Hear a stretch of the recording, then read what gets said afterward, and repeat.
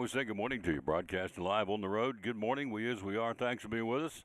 On this Thursday, we're live at Port Travis Deli, the best steamed sandwiches in the Tri-Cities, bar none. These boys can crank it out.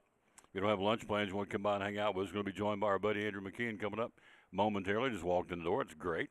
Also, a little bit later on, we're going to be joined by Joseph Taylor previewing the Tennessee-Alabama game. Also, we've got Brendan Sweeney, Assistant Athletic Director from Milligan, coming in. But we're going to talk a little baseball with my buddy Andrew McKeon.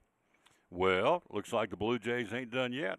That's not good English, but looks like the Blue Jays are still alive and kicking as they put the whoopings on Seattle last night in Seattle.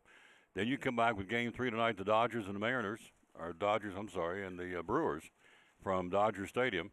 Jose Quintana will go for the Brewers, and Tyler Glasnow will go for the Dodgers, and so we'll talk about that with our buddy Andrew.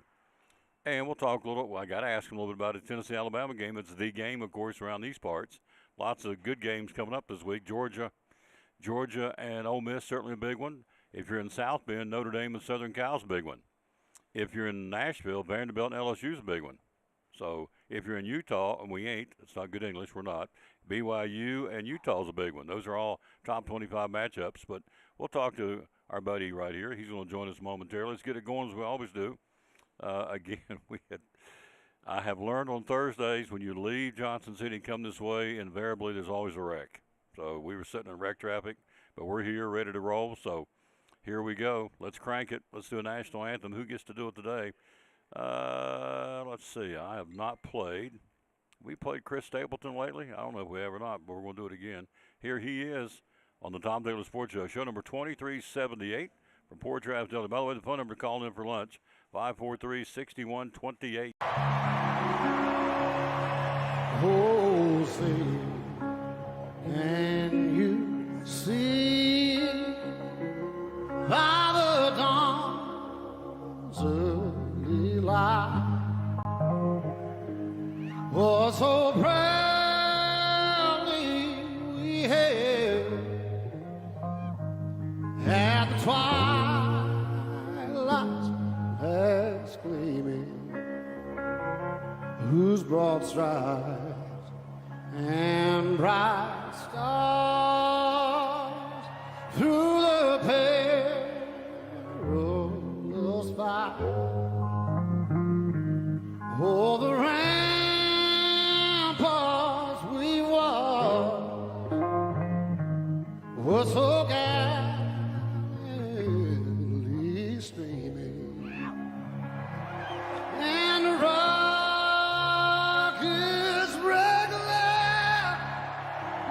amongst birds singing a gay through the night that our flag was still there. Oh, say, does that star-spangled banner yet wave? Oh, the land of the free and the home of the brave.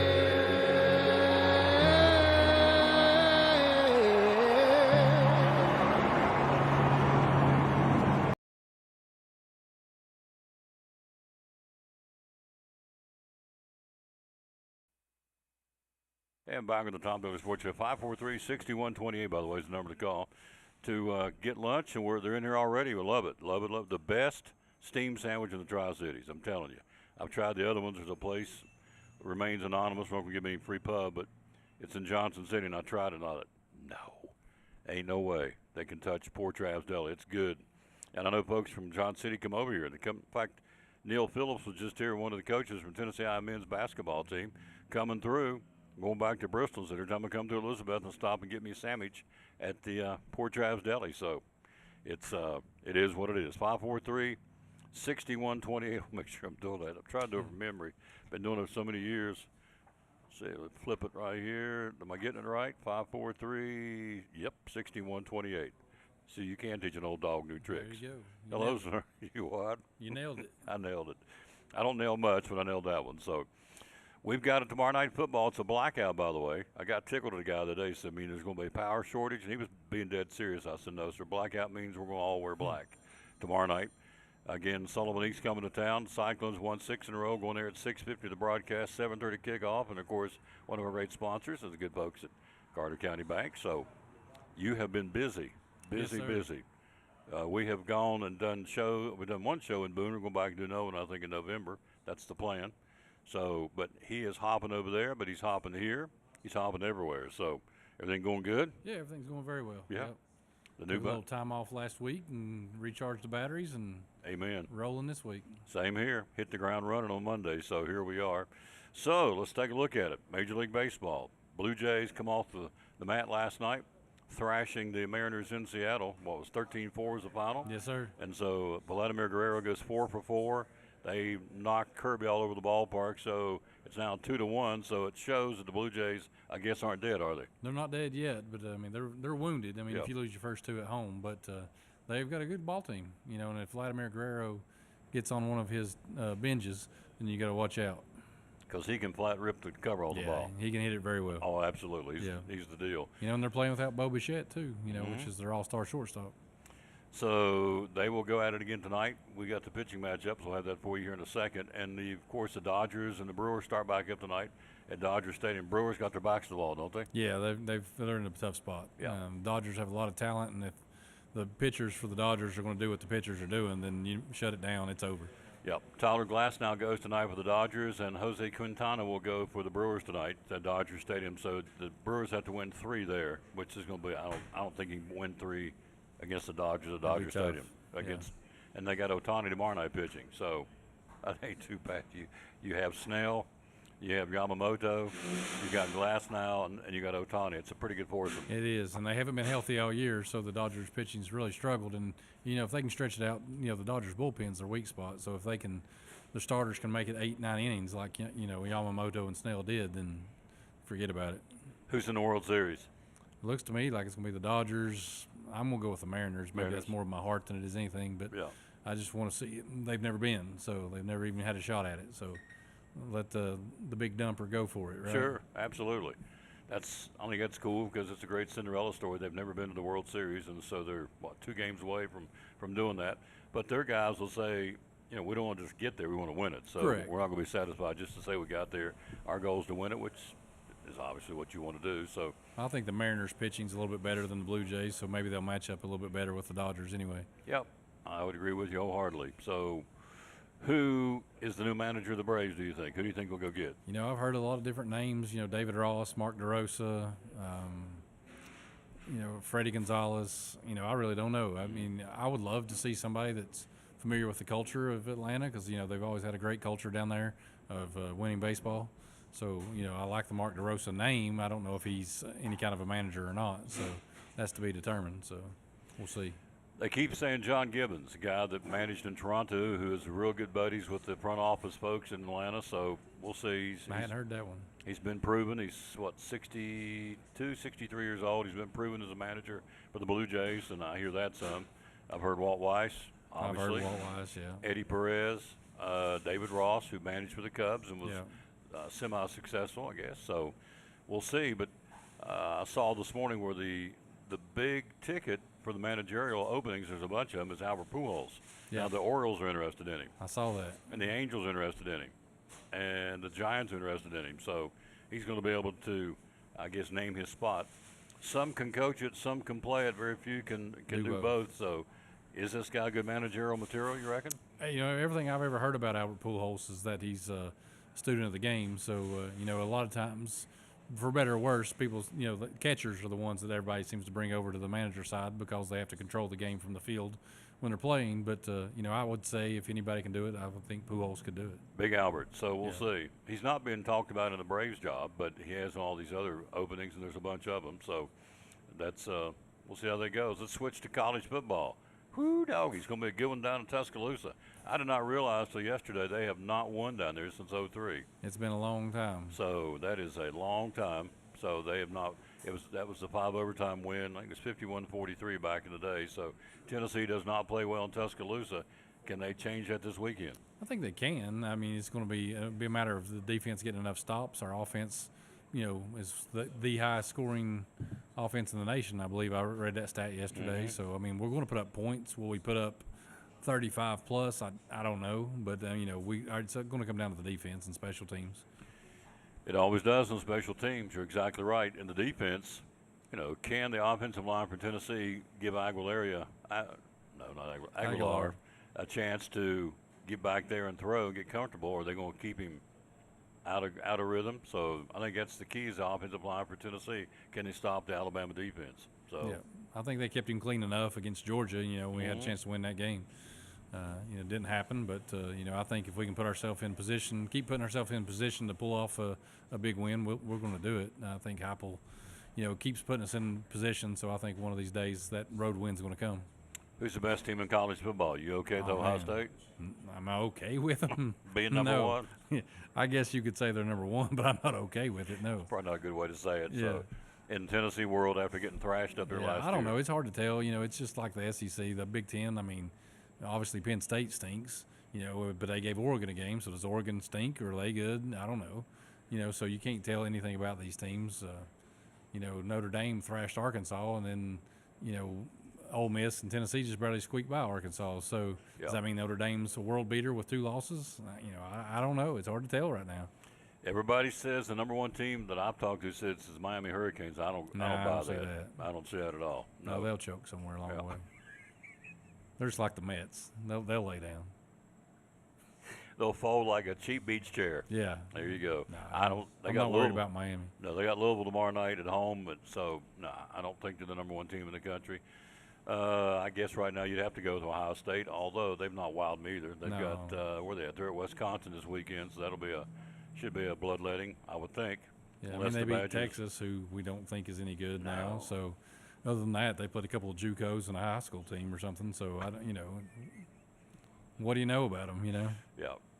So the point of all this is there's a lot of parity in college football. It really is anybody's season.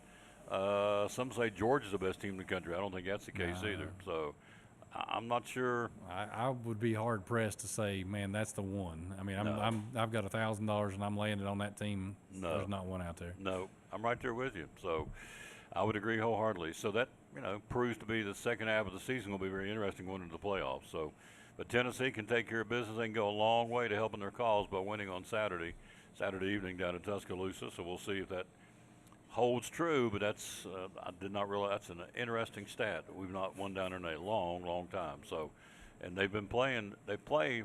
Alabama flips sometimes in Birmingham and sometimes in Tuscaloosa, but all these games we went back and looked are in Tuscaloosa. So, it'll be rocking down there on Saturday for sure. Georgia and Ole Miss. Who wins that one down between the hedges? I think Georgia wins that between the hedges. I think if it was an Ole Miss, maybe it's a little closer, but.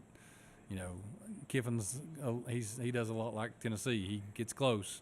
He hasn't pulled off that big one yet, so he keeps knocking on the door. But I'll take Georgia in that until Georgia proves me wrong. Another top 25 game Saturday. LSU number 10 at number 17 Vanderbilt. Can Vandy pull off the upset? I think Vandy can. LSU has not impressed me. Nussmeier was supposed to be a potential number 1 draft pick in the NFL draft going into the year, and he's been average at best. Average at best. Yeah, yep. But LSU's defense, if they can shut down Pavia, maybe Pavia's been humbled a little bit over the last few weeks. He's got a lot of mouth, and he just, I think he's been humbled a little bit. If he just focuses on the football and less on the publicity, I think he will do a better job. Good point. Hey, we're live here at Port Travis Deli. Another game in South Bend. You've got the Fighting Irish against Southern Cal. That's a top 25 matchup. Who gets that one in South Bend? I'd have to say at South Bend, I'd go with Notre Dame. But, the quarterback for USC, I mean, he's playing about as well as anybody in the country from the quarterback position. Lincoln Riley hasn't done a whole lot since he's been out at USC, but, he's won some big games at Oklahoma, so we'll see how it goes. But I think at South Bend, I think you have to favor Notre Dame. The other top 25 game would be what they call the Holy War in Utah. It'll be BYU, the Cougars, and the Utah Utes, both top 25 teams. Doesn't matter much in East Tennessee, I don't guess. I wouldn't even be able to give you an opinion on that. I have no idea. I don't either. I'm going to go with the home team, BYU, simply because they're home. I have no clue about those two. So East Tennessee State will travel. The Bucs will go to Chattanooga this weekend with a big rivalry game on Saturday. and they're looking for a quarterback. They called me, and I said, I'm unavailable. I know they may call you, and I'm not available. You're not available. Still either. got those screws in my elbow from that fall a couple years ago. I'm not slinging any footballs around. He's out, so they're down to the fourth quarterback, so which is interesting, and that just goes to show next man up. You say, well, I don't. Some of these guys transfer, they don't get to start, don't get to play, but you don't know what's up next. So ETSU's down to the fourth quarterback because of injury, so one never knows when you're on the team what's going to happen. So they're trying to find a QB to go down and play Chattanooga, who'd love to throttle the Bucks. That's their big rivalry. So that'll be on Saturday too. That's the big college football game for the Buccaneers. So lots going on. Let's talk. Hard to believe. Christmas tree lighting not that far away. Carter County Bank's right there. Tell us about it. November 22nd. Wow. It's the Saturday before Thanksgiving. So we get that on the schedule. That's the same day as that Marshall versus Appy State football game. Yeah, I'm going to be there. Yep. So that's going to be a big night for us. We're looking forward to that as well. We're in the process of trying to get that planned out right now. So we're hoping to have it very similar. Is that to how many Thanksgiving? days? To 42 days till Thanksgiving. Yep, 42 days. It's moving on in a hurry, my friend. That would be 6 weeks. Yeah, we have reports due at the end of every month, and the lady emailed me first thing this morning about 7 o'clock, and she emailed and said, hey, I need that report. And I said, man, is it that time of the month again? It seems like I just did it. It seems like it was just the end of 69 days until Christmas. Christmas Eve, 69 days. So Yeah. Guess I better get on the shopping list. that's huh? it. You better go out and get. I like what you got me last year. It was very. Yeah, I'll Color get was good. Size was good. Well, I might get a different color this year, but we'll switch it up. Yeah. Yeah. Now there'll be people out there blaming. What did he get him for Christmas? He didn't. Yeah, he didn't. No, we're just cutting up. So when we going to go to Boone again? I don't know. We'll look at our calendars. You said Tuesdays, Thursdays is the best time? In November. I'd like to go over there and do Okay. one. As long as the snow's not flying. So Yeah. are they Well- still working on that road down there at Valley Crucis? Yeah, oh yeah. Yeah, I don't know when that's going to be done. You just never know if you're going to hit it clean or not. The last couple times I've hit it clean, so if you don't, it's a rough ride back. Coming out of there that day I did the show, we didn't hit it clean. No, I was in front of you, I think, a few minutes, but man, it took forever to get home that day. Yeah. Once they get it done, it'll be nice, but it's been a long time coming. Yeah, and I think they're, it looks like they're blasting out some rock to make that road a bit bigger, so maybe they can have a turn lane to Valley Crucis, because, even if you get the green light and no traffic coming the direction you're going, if it's all coming the other way, you can't get the car in front of you to turn. No, exactly. Well put. So the tree lighting is November the 22nd downtown Yes, sir. here. It's always a neat time.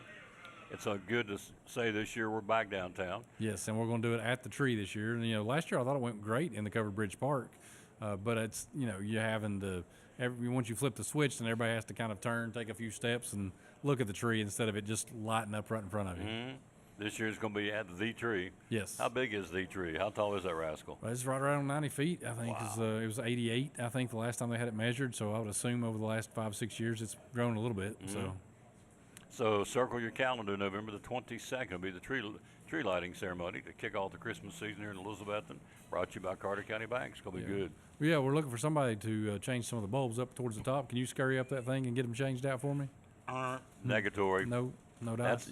I got a better chance quarterbacking the Bucks than going up 90 feet on a tree to change a light bulb. So All right. Well, I mean, it ain't looks happening. fairly stable. I think you'd be all right. Some famous last words.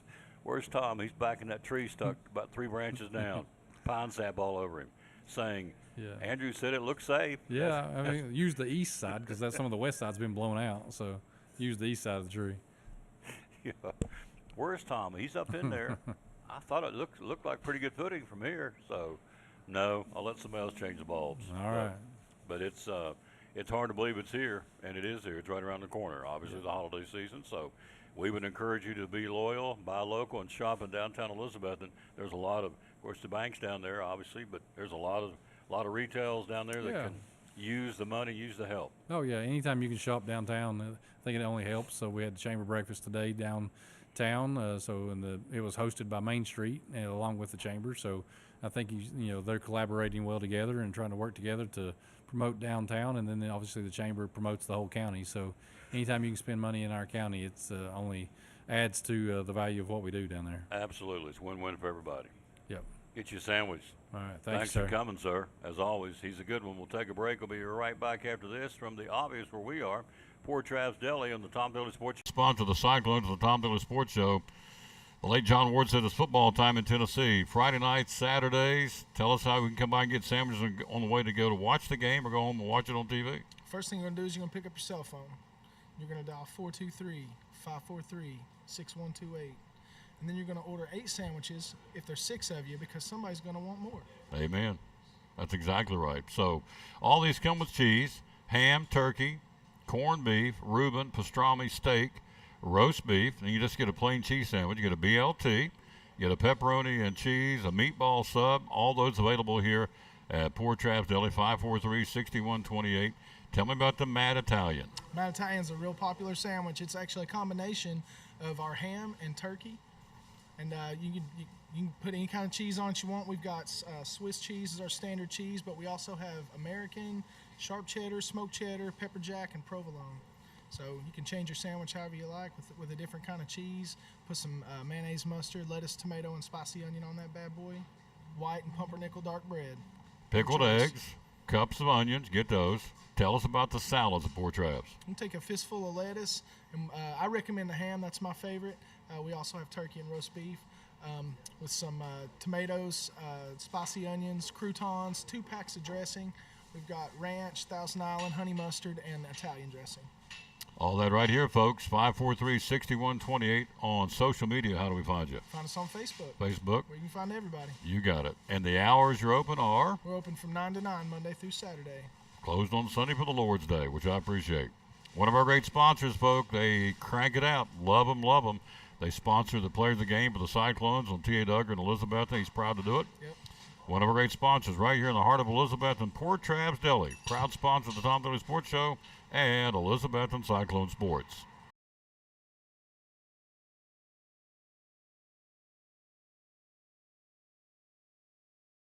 Insurance. How can you help us with auto insurance? Well, one of the things Horace Mann was started for, Tom, back in 1945 was to provide auto insurance for educators. They came up with the idea that if we could put a group of school teachers together in one company, their cars would sit in a parking lot for 10, 12 hours a day. Friday and Saturday nights, they're home grading papers. They're all college educated. They have a tendency to be better drivers because they set an example for their students. And knowing all those things, we'd probably have less claims. And so we're able to offer better insurance rates because of that. And so, if you're a teacher, an educator, you want to come here and get a quote because of that, your quotes and your rates are typically better than other folks, right? That's right. And we also do a couple other things for educators. If they were to get into an accident while they're on school business, we don't have a deductible on that, Tom. They won't have to pay a deductible. If somebody vandalizes their car while it's on school property, they don't pay a deductible for that. If they get into an accident on school property, we waive the deductible. If they get into an accident with another Horace Mann agent or a Horace Mann client, they're going to not have to pay a deductible also. It's good stuff. So if you need more information, go to social media or give him a call. How can we get a hold of you and find out more? Yeah, you can just call me here at the office at 543-0059 or go to horacemann.com on the internet, and you'd be able to find our office here. There you go. One of our great sponsors here on the Tom Dilley Sports Show and Cyclone Sports, the good folks right here at Rick Walters, Horace Mann Insurance.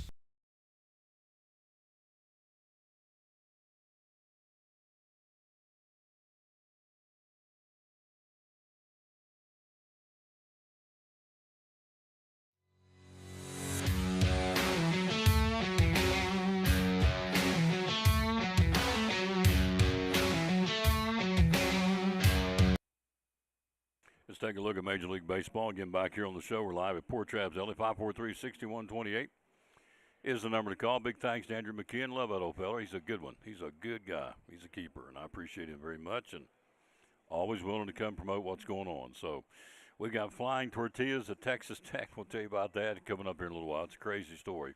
Been doing it for years, and they finally got penalized for it, which I find interesting at this point, but we'll talk about that coming up here in a second. Major League Baseball again tonight. The first game, the Dodgers and the Brewers. It'll be Tyler Glasnow for the Dodgers at Dodger Stadium against Jose Quintana. Game 2 in Seattle at 8:33 tonight. Luis Castillo will go for the Mariners, and Max Scherzer, the veteran, will go for the Toronto Blue Jays. That'll be tonight again in Seattle for Game 3 of that series. Blue Jays again did it last night, drilled them 13-4 the final. 8 of the 9 players of the Blue Jays in the starting lineup had a hit. and 6 of those guys had multiple hits. They were on fire last night. Vladimir Guerrero Jr., biggest day, a walk, single, 2 doubles, and a home run, a triple short of the cycle. 13 runs for the Blue Jays, by the way, tied for the second most in franchise history, just behind just Game 4 of the '93 World Series against the Phillies. So, by the way, the road team is a perfect 5-0 in this series. So, we'll see what happens tonight if that record is broken, as you got Castillo going against Max Scherzer. Julio Rodriguez opened the scoring of the first inning 2-run shot for the Mariners off of Shane Bieber. Then after that, Bieber really kind of settled down, and he retired the 17 of the final 19 batters he faced, 8 of those strikeouts. So Bieber had a pretty good finish as the starter for the Blue Jays. So up next, as we said, Blue Jays win will even the series at 2-2 tonight. A Mariners win gives them a 3-1 series lead and moves them within 1 of the World Series berth, their first in franchise history. Again, Luis Castillo and future Hall of Famer Max Scherzer will be on the mound Game 4 tonight. Again, in Seattle, that'll be the second game. So there you go. That's what's going on there. NFL football tonight, you've got the Steelers in Cincinnati to battle the Bengals. So how's that one going to shape up? Well, 2 teams going in opposite direction. The Steelers coming off that 23-9 win over the Browns on Sunday. Cincinnati losing in Green Bay 27-18. Steelers are 4-1. They've won 3 in a row. 2-0 on the road this season. The Bengals tonight, second in the division, are 2-4, have lost 4 straight since losing Joe Burrow. They'll play tonight. That'll be in Cincinnati. And so it'll be a kickoff for the Steelers and the Bengals at 8:15. Pittsburgh leads the all-time series 71-40. Not even close, including 4 in the last 6 games they've won. So the Steelers obviously going in very much the favorite for this ball game tonight. But you don't play it on paper. You play it, obviously, on the field in Cincinnati. Steelers and Bengals at 8:15 tonight. Steelers at 4-1. Bengals at 2-4, and again, the Steelers lead the series all time 71-40. Not even close. I thought it'd be a little bit closer than that, but that's not the case. So, anyway, Steelers and Bengals tonight on Thursday Night Football to kick off this week of the NFL. My boys play on Sunday. The Raiders. I've got the Chiefs in Kansas City, so I don't know how that's going to go. Thank you, sir. As always, you're the best. Andrew McKeon, he's a dandy. And so that'll be tonight. The Steelers and the Bengals and the Raiders and the Chiefs, among others. There's 5 games, really 5 good games coming up this weekend in the National Football League. We'll talk about that coming up here in just a little while. Port Travis Deli, man, it is rocking in here. We like it. Steamed sandwiches, they've got them. The best steamed sandwiches in the Tri-Cities, bar none, I'm telling you.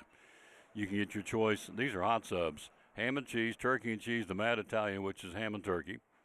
Corned beef and cheese, Reuben and cheese, pastrami and cheese, steak and cheese, roast beef and cheese. You got 3 different cheeses to choose from. You can get a BLT, good old-fashioned bacon, lettuce, tomato sandwich. You can get a pepperoni and cheese sandwich. You can get a meatball sub. Now, they got the cold subs. These are the poor boy, which is a little poor boy, which is a 6-inch sub for $5.19. They got a regular cold sub, poor boy sub, a 12-inch sub for $6.49. You couldn't make it for that. Couldn't go to Food City and get the bread and the meat and the cheese and everything you put on it for that price. No way, Jose. So the little poor boy sub for $5.19. The poor boy sub, the foot long, for $6.49. You have the opportunity to get pickled eggs. They sell a ton of pickled eggs. Also have salads here. Got a house salad and a chef salad. As Richard says, give you a fistful of lettuce. With a house salad and a chef salad, the chef has your choice of ham, turkey, or roast beef on it. And so that's what's available again here at Port Travis Deli at 543-6128 is the number to call. 543-6128.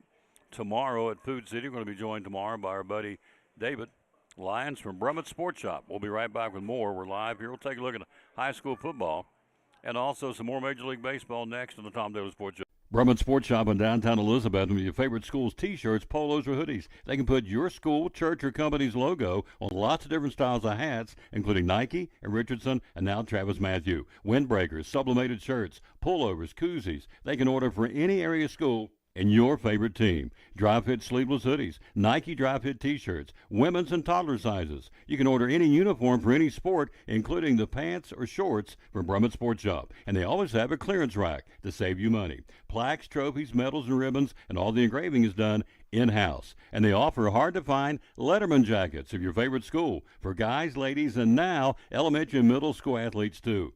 And they offer all the different sports patches as well. Brummett Sports Shop, downtown Elizabethton, Facebook, Instagram, website, BrummettSportsShop.com, phone 542-2321, Brummett Sports Shop in downtown Elizabethton.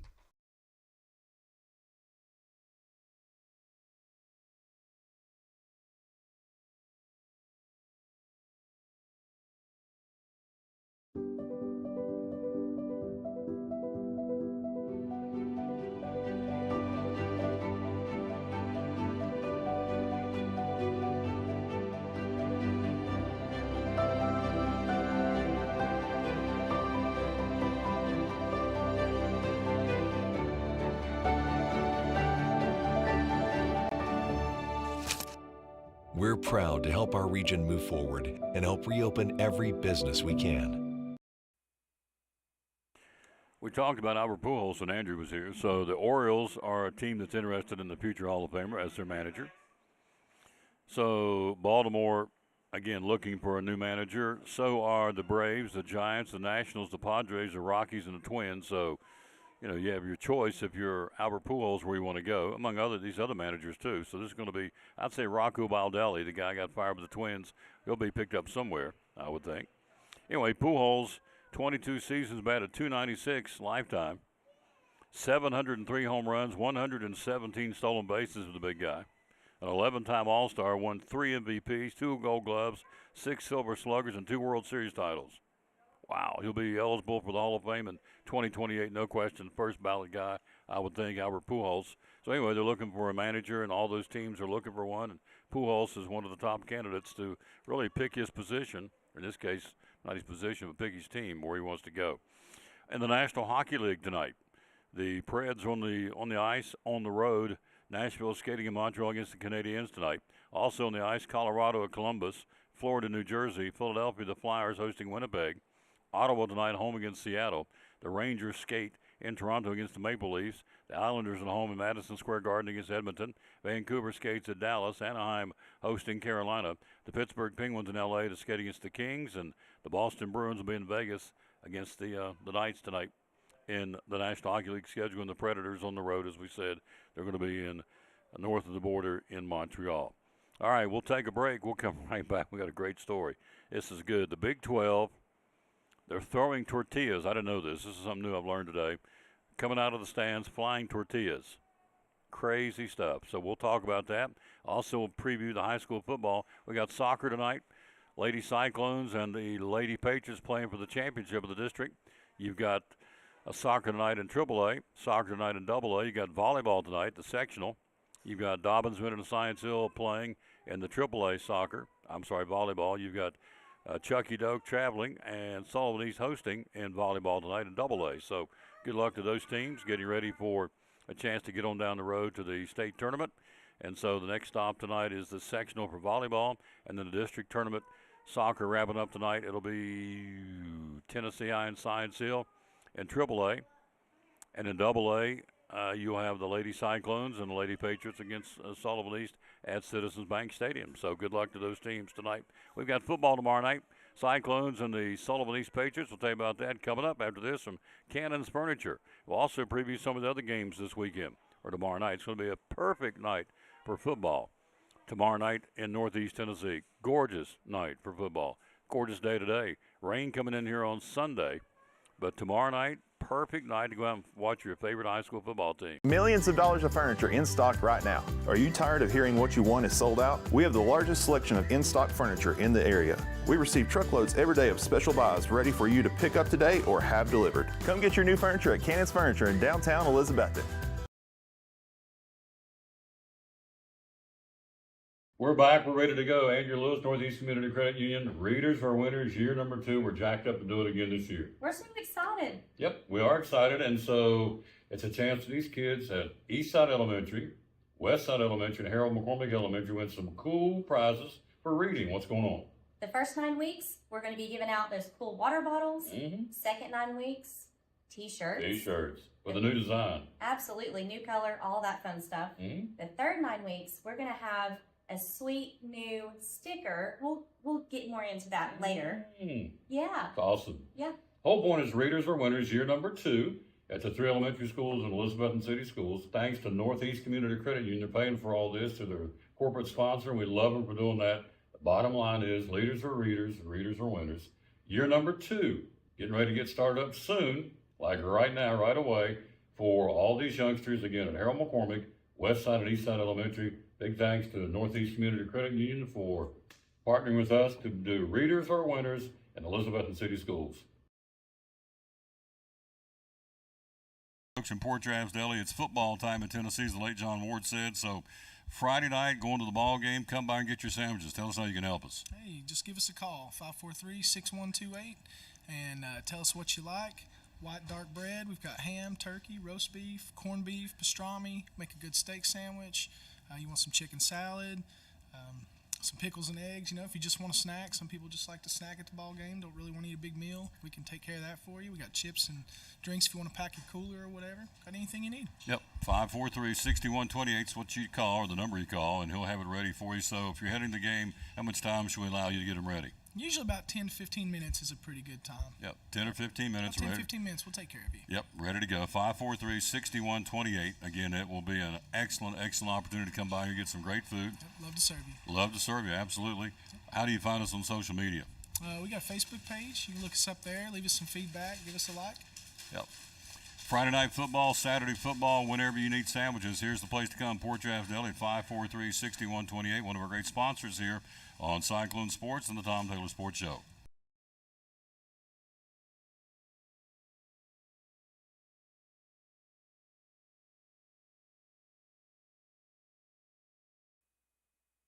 And back on the Tom Taylor Sports Show, just take a look at this. This is good stuff here. So the Big 12 announcing yesterday this fine both Texas Tech and Kansas following the Red Raiders' 42-17 win against the Jayhawks. Texas Tech was tagged for repeated instances of objects being thrown onto the playing surface. Now there's a picture. I didn't bring it with me. There's a picture of the fans throwing tortillas, flying tortillas out of the stands. I'm not making this up. And they've been doing it for years. I didn't know that. So Kansas got a penalty after the coach publicly critiqued both Texas Tech and the Big 12 for their handling of the Texas Tech tortilla tossing tradition. Been doing it for years. So Texas Tech was assessed 2 separate 15-yard personal foul penalties when fans threw tortillas on the field following the kickoffs while the game was being played. In fact, it hit some officials. These are tortillas. They're not going to hurt, unlike a battery or a bottle of water or something. Fans have been tossing tortillas on the field inside Jones AT&T Stadium for decades. This is part of their tradition. So for whatever reason, this particular game, they get fined. I guess because the coach complained about it. Well, then after the game, both coaches got a little testy out in the middle of the field. I guess the Kansas coach brought it up. Of course, he just got thrashed. 42-17. He's already mad. So they go out in the middle of the field, shake hands, and they get a little testy. And so both coaches got into a heated exchange, it says, on the field following Saturday's game. I'm sure it had something to do with the flying tortillas. So the coach for Kansas said the incident was handled very poorly by Big 12 officials. So one of the officials almost got hit, tried to throw a flag and got picked up, so that was disappointing. We have a policy in place that was not followed through. That's very disappointing. Plus, it got beat 42-17. That's probably disappointing, too, to say the least. He also said a pocket knife hit one of the staff members. The Big 12 said that was an inaccurate statement. That did not happen. Now, somebody's lying. A pocket knife is a pocket knife. If somebody gets hit with a pocket knife. Big 12 said that didn't happen. So, anyway, the flying, tossing tortillas, which is a big deal every game at Texas Tech. So they finally fined him. That doesn't say how much it's being fined. Let's see. No, I would assume it's $50,000. I think that's the first penalty. It's either 25 or 50 in these conferences on the first violation. So Kansas complains, Texas Tech gets nailed, but The Texas Tech folks have been doing this for years. The Kansas coach said, yeah, you have been, but nobody's ever enforced it. You ain't supposed to be throwing things out of the stadium, out of the stands. I get that. I would agree wholeheartedly. Tortillas, we saw, what was it, last year they were throwing water bottles in one of the games, but the Texas games, all right? If I remember correctly. They were throwing water bottles. That's a whole different animal than flying tortillas. Of course, I don't know if they were full of stuff or you just the tortilla shell itself or you got showered with cheese and beef, lettuce. I don't know. So, anyway, that's what happened over the weekend. And so Kansas' coach got a little jacked up, and they exchanged some pleasantries out on the field. They shaking hands. Of course, it all goes back to the fact you got drilled 42-17. The coach already mad. That's what I always thought was interesting when I was a track announcer at the Speedway. You just run 500 miles. You've been beaten, banging all night long for 2 or 3 hours. You've been shoved and pushed and hit, run into the wall and so on and so forth in your car. And you get out of the car and you walk to the podium and you're supposed to go and maintain yourself. Nobody else would do that. If you got mad at the workplace and they take you in and sit down and let you kind of explain yourself, more times than not you're going to be hot. I get that. I've never understood that. There was never a cooling down period. And, of course, that was part of it was by design to have them come in and get fired up and say something off the cuff. And, it's great material for the article the next day in the paper or for the interview on the TV when they interview me and I'm screaming, hollering, pointing fingers. So I just came off the track and mad rather than having a cooling down period. I've never understood why they didn't do that, but then I do understand it because it makes for great. There's always a good soundbite, as they say. Somebody will say something will pop off in the heat of the moment. So these guys, at the end of the game, they go out and shake hands. They just got drilled 42-17. Kansas did by Texas Tech, which is a good football team. And so the coach lays into the Texas Tech coach and says, this is Bush League and you're throwing tortillas. Are you kidding me? And the Texas Tech coach, implied, well, we've been doing it for years. What's the big deal? So, again, the crux of the whole thing is you got beat and got drilled. So, let's see. I'll be surprised if you can get into a game with a pocket knife. Yeah, that's a good point, Jonathan. By the way, I miss Deuce. I know he's up there in Columbus doing good, but I miss that old boy. He's a dandy, I swear. He needs to be on I've said this a million times, talking about Deuce, Jonathan's son, Jonathan Kim's boy. He's a great kid or young man. He needs to be on television. He's really, really good. So maybe someday. Anyway, you're right, Jonathan. I'd be surprised you can get into a game with a pocket knife. Yeah, they used to have metal detectors. But anyway, they did. So, or allegedly did. Now, the Big 12 says no, there weren't any pocket knives being thrown out of the stands. So, but anyway, the flying tortillas is pretty cute. Texas Tech. Wasn't cute to the Kansas coach, but it was kind of, I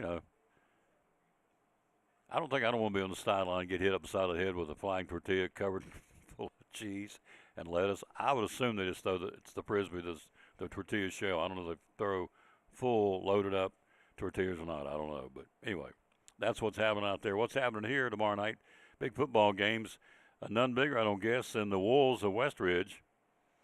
They are going to try and get into the playoffs, and so you run out of time. But the Wolves will be two of the Tri-Cities top rushers, Ethan Amix and quarterback Justin Hilton. The Wolves are 5-2, but they're 0-1 in the region. Look to celebrate senior night with their third straight win over Morristown East. So they'll play that at Westridge tomorrow night. That's a big one. So Westridge wants to reach the 6-win mark for the first time since going 9-3 in 2021.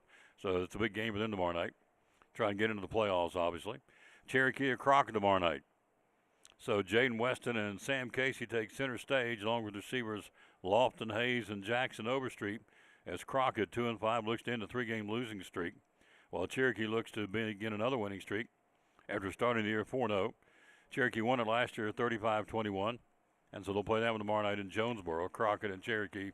Daniel Boone travels to Morristown West tomorrow night. So running backs Drew Fleming and Brady Starnes look to help Boone, who's 1-6, control the ball on the clock. The Trojans are 1-6 and 0-2 in the league. Have two common opponents of Boone so far, Westridge and Jeff County. And so Westridge won 35-7 at Boone and 23-13 at Mo West.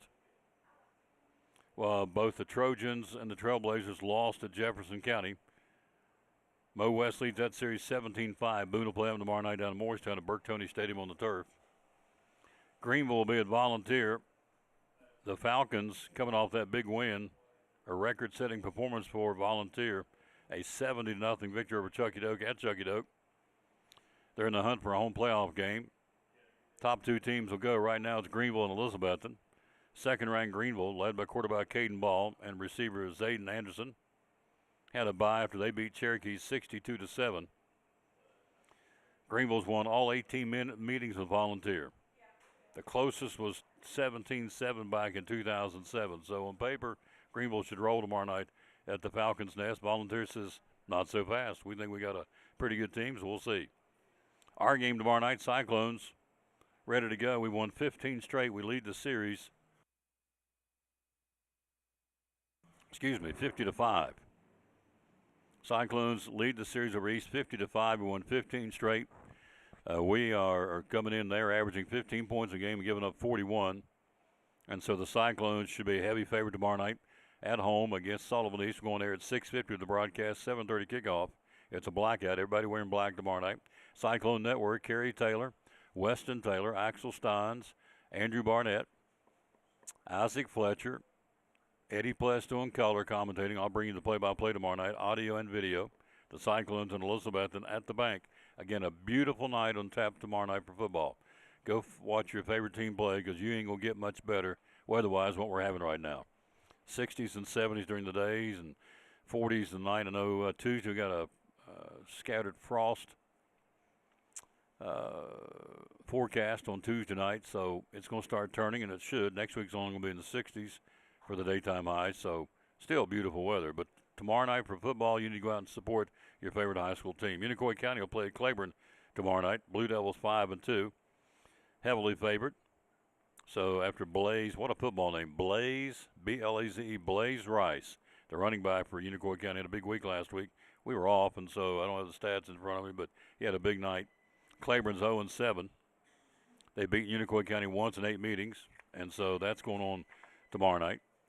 Tonight, you've got Hampton hosting Hancock County at Happy Valley. The Bulldogs ranked in the state number 5. Can't look ahead to Cosby and Cloudland just yet because Hancock County is fighting for a playoff spot. And so that'll be tomorrow night, or rather tonight, I should say, at Warriors Hill, Happy Valley. Tomorrow night, Happy Valley, the Warriors ranked. They should have been a long time ago, but now they are. So they'll be putting it on the line. They're 8-0, and they will host West Green. So the new running back almost every week for Happy Valley, Keelan Relaford, Tyler Bailey, Lane Parker, Tyler Berry, and quarterback Gabe McDougal. They've scored 406 points this year. We're giving up only 55. Happy Valley can play. It's senior night against West Green. West Green's 0-7, so on paper, should be a Happy Valley win tomorrow night. The last time West Green beat Happy Valley was 1991. The Warriors have won 20 straight. So on paper, should be a big win tomorrow night for Happy Valley. Then you have Cloudland playing at North Green. Both teams are 3-1, tied for second place in the Region 1 single A with Cosby. And so that'll be going on tomorrow night at North Green. Cloudland playing there. Got our broadcast, 6:50 airtime, 7:30 kickoff. The Cyclones and the Sullivan East Patriots. We won 15 straight. We are 50-5 all time against the East, and so we'll do it tomorrow night. The band will be there, cheerleaders, color guard, dance team. Great night to come out and watch the Cyclones tomorrow night at the bank. Again, we have won. We are 60 or 61-7. I have to go back home and check it, but I know we're only lost 7 times there in 10 years. We like playing at the bank, and we do well when we do play there. Quick break, back with more. We got coming up. Joseph Taylor's going to join us a little bit later on here in the show. And also we got our buddy Brendan Sweeney coming in from Milligan University talking about the Buffs and just get his take on college football and NFL. We'll take a look at the National Football League. Again tonight, the Steelers and the Bengals in Cincinnati. Steelers lead that series all-time 71-40. Steelers are 4-1. The Bengals are 2-4. It's the Thursday night football game, and the Steelers look to continue to run roughshod over the Bengals. I didn't realize there's such a big gap in the all-time record. Steelers have beaten them 71 times to 40, the Bengals down through the years. So that's tonight, Thursday night football. We'll take a look at the entire NFL. There's 5 really good games this week in the National Football League.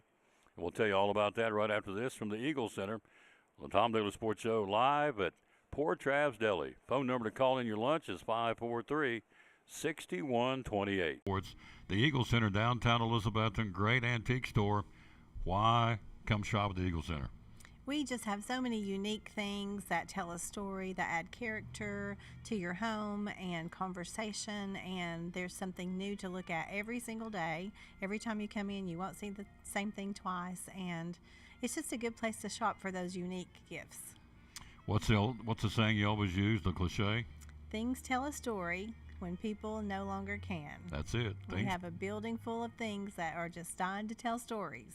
Absolutely. 2 floors, over 50 vendors. Hours are open. We're open 10 to 5, Monday through Saturday. Closed on Sundays for the Lord's Day. That's right. And you have gift cards too, right? We have gift cards available. Yep. The Eagle Center, downtown Elizabethton, one of our great sponsors here on the Tom Taylor Sports Show and Cyclone Sports.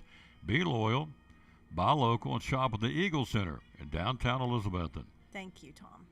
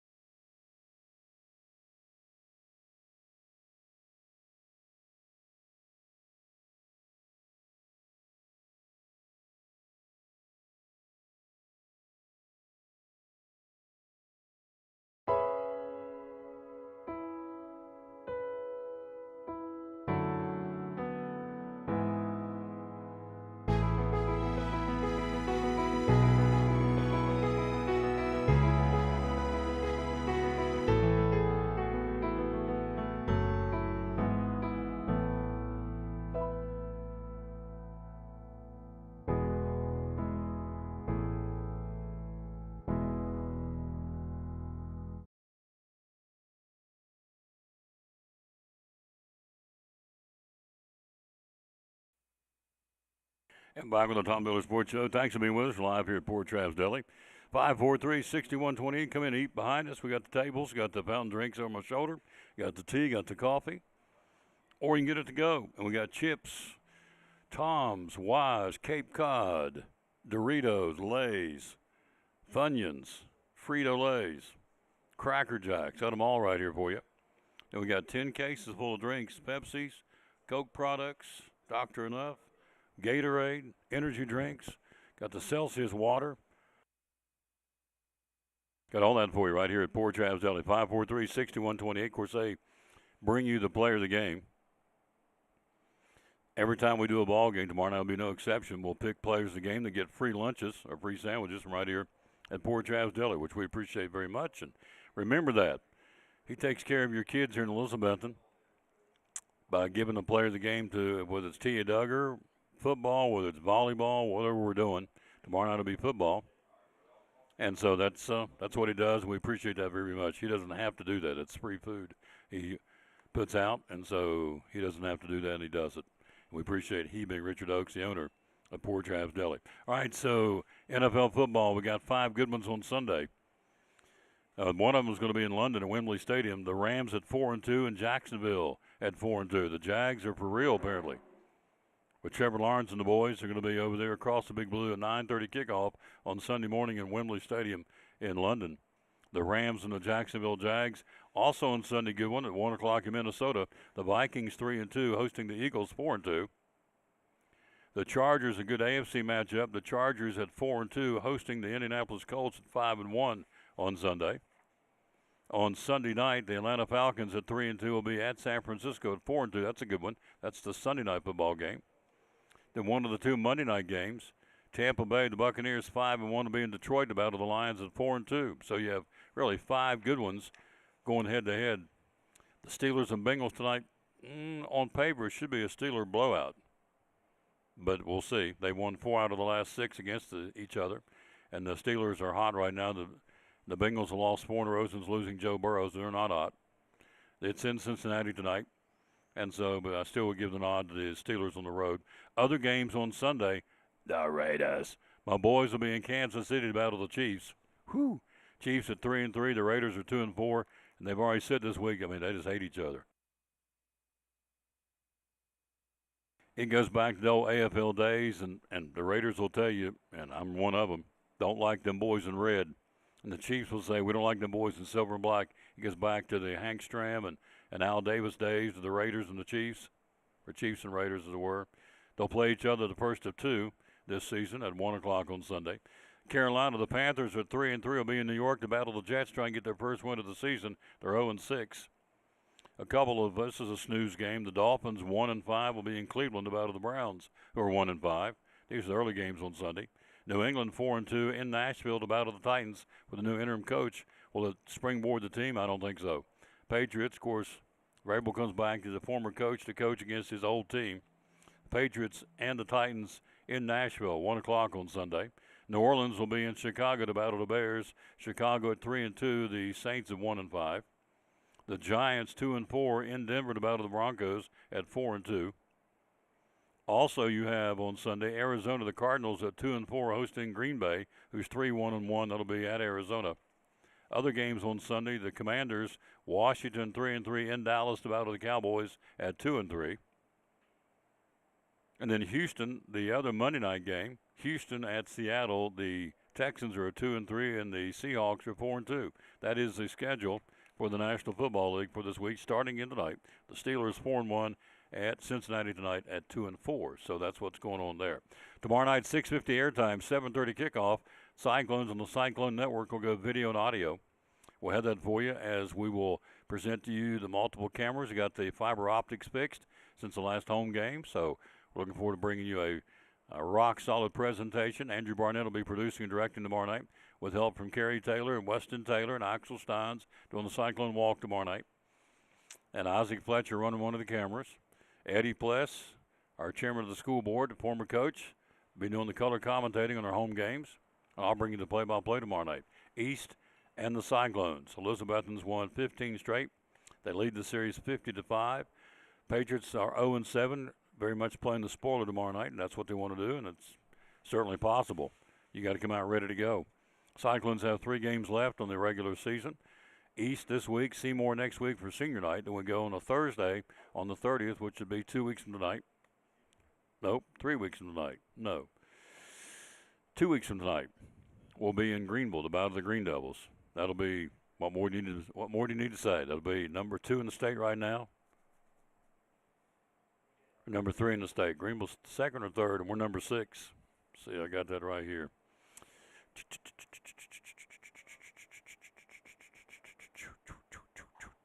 Number 2, behind Alcoa.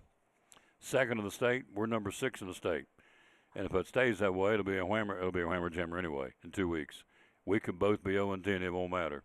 I've never known both teams to be 0-10, so that's not going to be the case. It's going to be a great football game, but both we and Greenville have 2 games to get ready for that one. And so next one up, Greenville will be at Volunteer tomorrow night, and Churchill will be at home against Sullivan East. So, but again, in 2 weeks from tonight, it'll be a dandy. Hello, Carl Wilson. You boys working in North Carolina today? Getting after it over there, making a difference. We appreciate what you all do. We're here at Port Travis at 543-6128 is the number to call. It's lunchtime. And again, you can get those 2 salads. You have a choice of a house salad or a chef salad. The hot subs, 1, 2, 3, 4, 5, 6, 7, 8, 9, 10, 11, 12. 12 different subs, hot subs to choose from.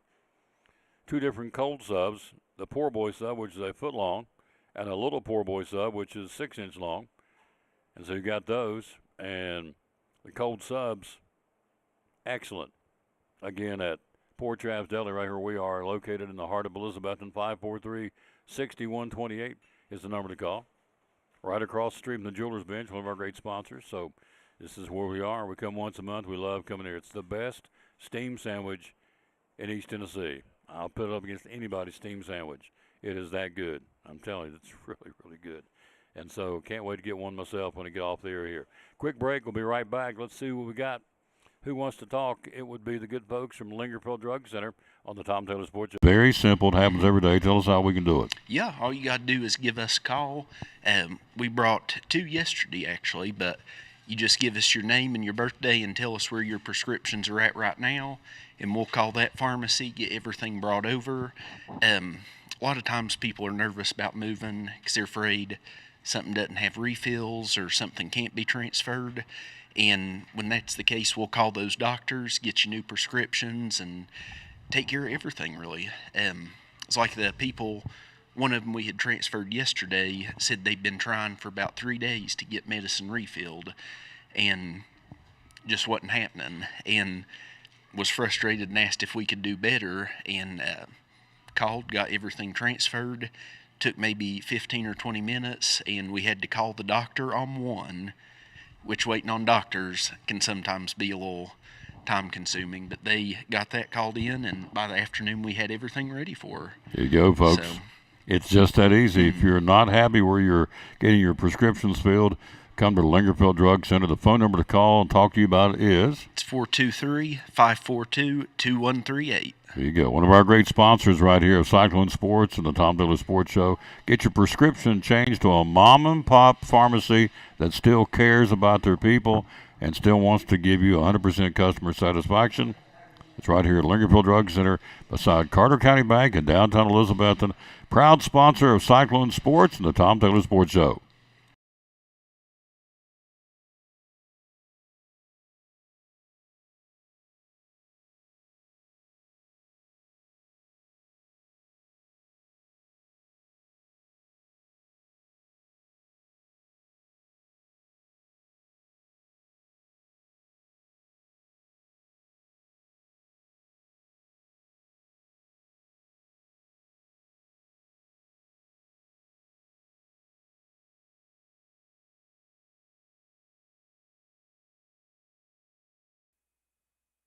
Back on the Tom Taylor Sports Show, Carl Wilson. Yes, sir. Cold this morning over here in North Carolina. I understand that. We are joined by my man, Joseph Taylor. Hello, Mr. Sweeney. How are you, sir? Get to talk to him next, too. We can talk about the Raiders. Oh, boy. We're going to play Kansas City this week. We in trouble? I would think so. I think so. Tom, I love you. You know that. But I have not been impressed with the Raiders. He's been on the show 12 seconds. New record, huh? Yeah. Enjoy your trip back to Ivy Hall. Wow. What a slap in the face. I tried to say it kindly. Yeah, you did. The Raiders. They got the Chiefs. And the Chiefs can't stand the Raiders all the way back to AFL days, and the Raiders can't stand the Chiefs. We don't like people in red. And so the Chiefs, but look, Patrick Mahomes is Patrick Mahomes. Yeah. I mean, the guy is slippery like an eel. He's tough. Tough to stop. So we'll see. You know, and the thing about somebody like Patrick Mahomes, Kansas City kind of lucked into him because they took a flyer pretty much, and they were gonna roll with Alex Smith, and then they saw Patrick Mahomes, like what he could do, like in practice. Basically, like, it wasn't like he was a number one overall pick or something. You know, they just how's the team get so lucky?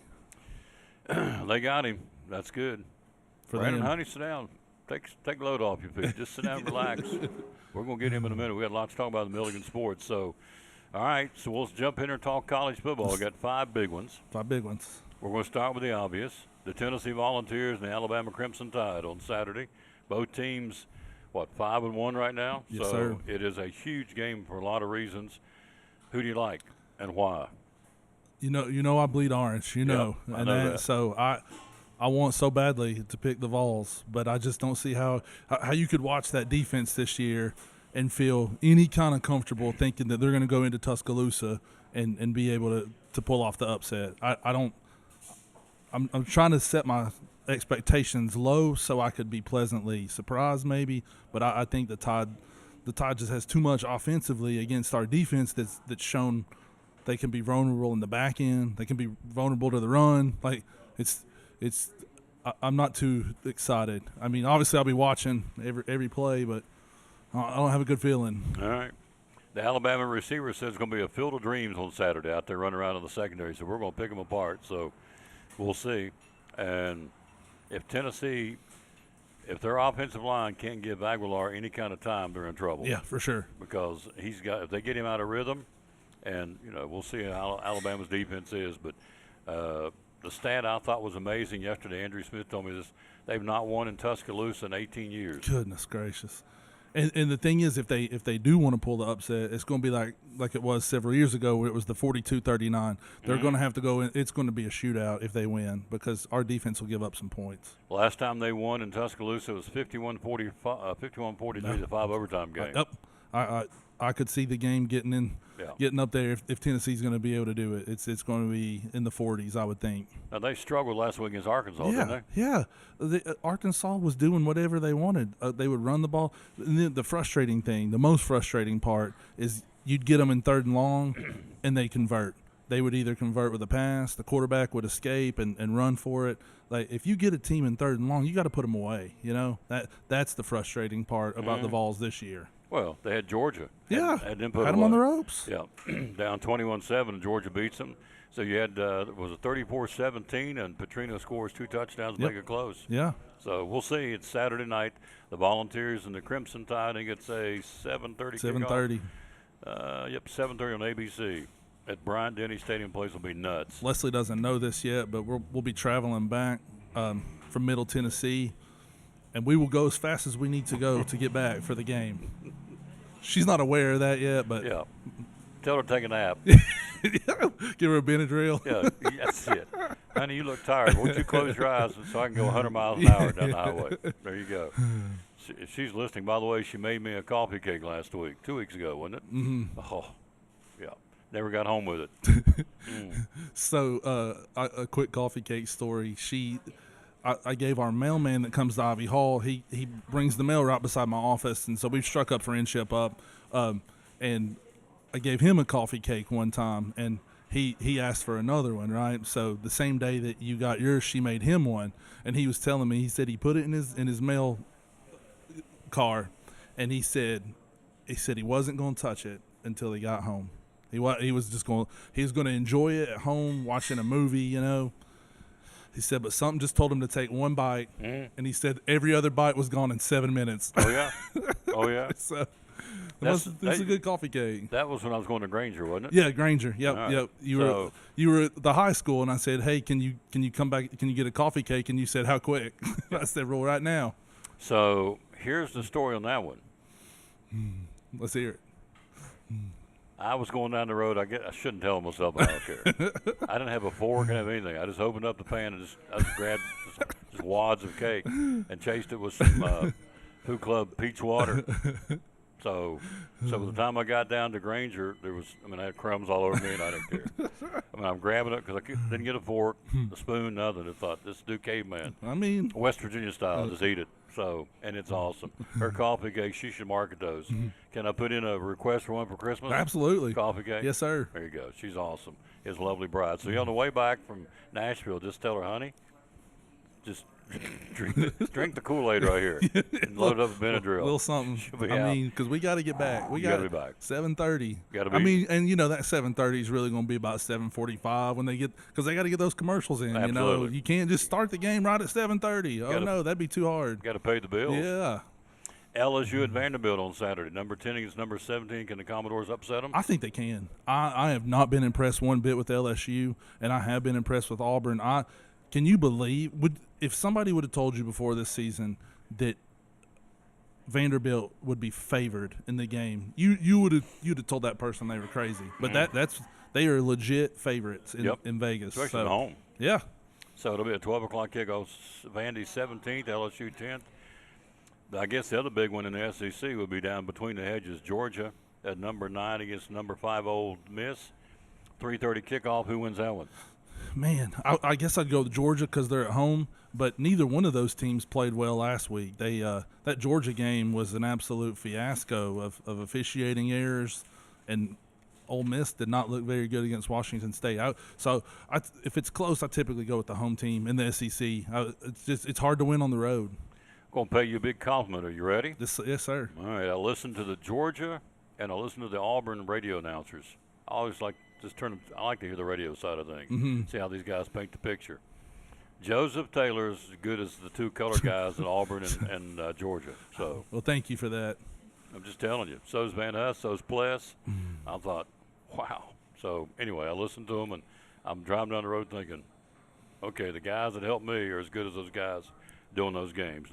Leslie Taylor is watching, so whatever we say from here on out, we won't. Can it? Yeah, we won't go back. And Tom, other than to say that Tom wants another coffee cake, sweetheart. Please, Christmas or tomorrow. I don't know. Whenever you do it. Tomorrow. Yeah, whatever you're making one. So I'm grabbing them by handfuls like a caveman going down the road eating it. So Next time I'm gonna buy me a fork. Get me a fork somewhere, so I'll at least have a little bit of couth. Little, yeah. I didn't Can't care. take the man out of West Virginia, you know. Oh, I could care less. I wanted that coffee cake, and I wolfed it down. It was gone by the time I got to Granger. So, you know, you paid us a compliment, and I must pay you a compliment because there was, I think it was, I don't know which Tennessee game it was, but we were going to a birthday party, so we were listening to the Tennessee game on the radio, and Emma, just out of nowhere, is like, I like Tom Taylor better. Very sweet. Yep. She's in my will now, by the way. Yeah. She gets my car. So when she turns 16, she can have my car. All right. There you go. Very sweet. So, all right, got two more to talk about. Southern Cal at Notre Dame, 13th ranked Irish, 20th ranked Southern Cal. Who do you like there? Man. I guess I'll go with the home team again and go Notre Dame. USC, they had a good win last week against Michigan, but that's tough to go from Southern Cal to Indiana to play a game, different time zones and all that. I would go with the Irish. And I think this is the Notre Dame's last difficult game. So Notre Dame can probably win this game, win the rest of their games, and just hope to make the playoff with 2 losses. Utah, BYU, do you care? The Holy War, they call Holy War, it. yeah. The Holy War. I go, I'm going against my own philosophy. I'm going to go with the road team, with the Utes, the Utah Utes in that one. Leslie says we're taking hey home tomorrow. Next time I'll save you 2. Oh, Now man. I'm getting 2 now. It's 2 good. coffee cakes. In stereo, go left and right. Be going down, eating 2 at the same time. With a glass of milk's cold, make your teeth hurt. Thank you, Mrs. Taylor. God bless you. Thank you, dear. She's awesome. Utah again and BYU. Utah 23rd, BYU 15th. East Tennessee State goes to play the Chattanooga Mocs. They're down to the 4th quarterback, so, I mean, that's – sheesh. See, that just shows to me the silliness of people go, I'm not starting, I'm going to quit and go somewhere else. It's next man up. You don't know what's around the corner. They're down to the 4th quarterback, so when you get on a team, stay on the team, because you don't know what's coming up. Yeah, and you think of Elizabethton even. Mm-hmm. You think Bryson Blevins goes into this year thinking he's going to take any meaningful varsity snaps? Freshman. No, he's got to be thinking, I'm going to learn. Well, then all of a sudden, Whitehead goes down. Okay, now I'm second string. Well, then Rhett goes down. Now you're next man up. So you got to stay ready. Rhett Schlegel had started 30 straight games for the Cyclones. He's gone and broke his ankle. He'll be ready for baseball, but he's done. Whitehead may be back for the playoffs. So we got Bryson Blevins, who's again threw 3 touchdown passes and looked pretty sharp. And for sure. You know, Sean took advantage of his. He's not very tall. People know that, but he rolls him out, so he's not in the pocket, and he throws on the run. I mean, he throws darts, 3 touchdowns against Granger, so we'll see him tomorrow night. But it's next man up, so you don't know what's around the corner. You don't, and the good thing for Bryson is that he got to come in against 2 teams that you'd want to face, you know, in Granger and then Sullivan East before. Seymour's up this year, and obviously everybody knows about Greenville. So it's a good timing for him, and he's made the most of it.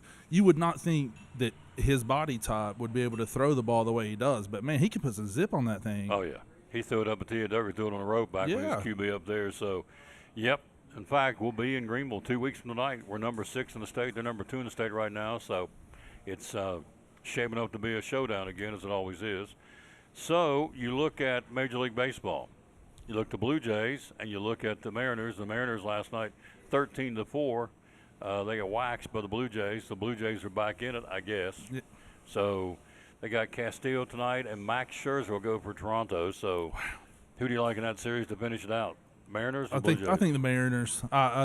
Getting off to that 2-0 lead is just huge. It puts the other team in such a hole. So I would lean Mariners.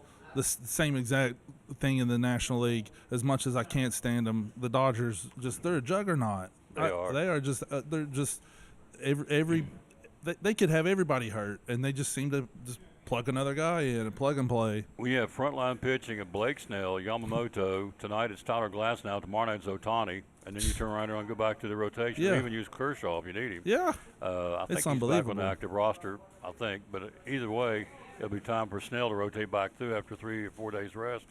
So They just kind of flipped the switch about the last 33 games. They were 28-5 in the Yep, regular season. there we go. They flipped the switch and went, okay, it's playoff time. Yeah. And so It's unbelievable. They are really and I good. know they are. They obviously spend more than anybody, but they're also really good too. Mm-hmm. So it's a bad combination for non-Dodger lovers. that was interesting. Max Muncy set the Dodgers record for the most home runs in postseason with 14. And Max Muncy. Wow. So he surpassed Duke Snyder, and he surpassed Justin Turner, and he surpassed Duke Snyder and Steve Garvey.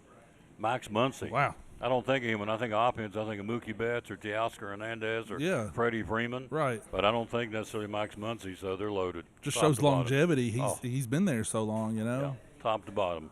So you think in the World Series will be I think it'll be the Mariners and the Dodgers, and unfortunately, I think the Dodgers are going to take it.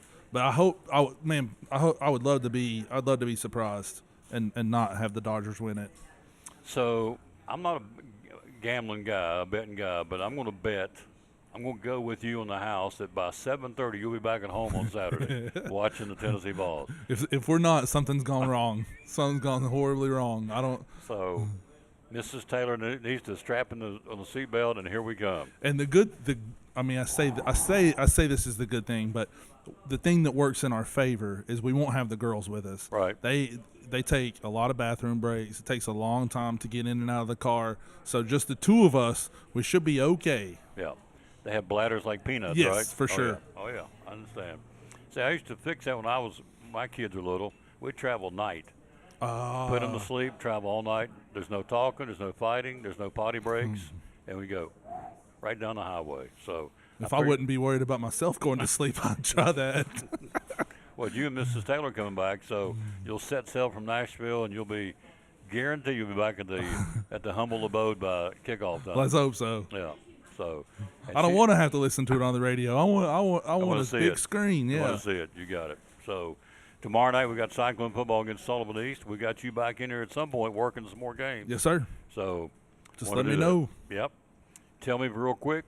You see it on the screen, Ivy Hall Nursing Home. What's going on with Ivy Hall? Oh, so the thing that we're really excited about, and I don't even know you're a part of this, and I don't even think you know about it yet, but No. we partner with Westside Elementary each year for a pumpkin decorating contest, and so we're actually picking the pumpkins up today at 3:15.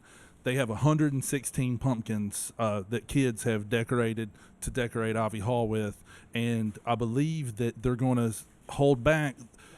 So there's 3 winners in the lower grades and 3 winners in the upper grades, and they're going to hold them back and let them present them on your show on Monday when you do the tour of schools. Oh, really? Yeah. So, like I said, you probably didn't even know that. I had so no clue. There's No. some breaking news for you. You get to see the top 3 from the lower grades and the top 3 from the upper grades, and you might even present the prizes to them That's from awesome. Ivy Hall. So Ivy Hall provides a gift for the winners, just to encourage them to do their best. We start the tour of schools Monday. Yep. For the fall. So- We'll be at Westside Elementary on Monday morning. Yep. The Westside Wildcats. I'm going to see pumpkins. You're gonna see 6 winning pumpkins. That's awesome. Yes. I love it. It's all about these kids. Yep. That's the kind of stuff we like to talk about. So we'll be in. One of the Taylor girls, never know, they may have a decorated pumpkin.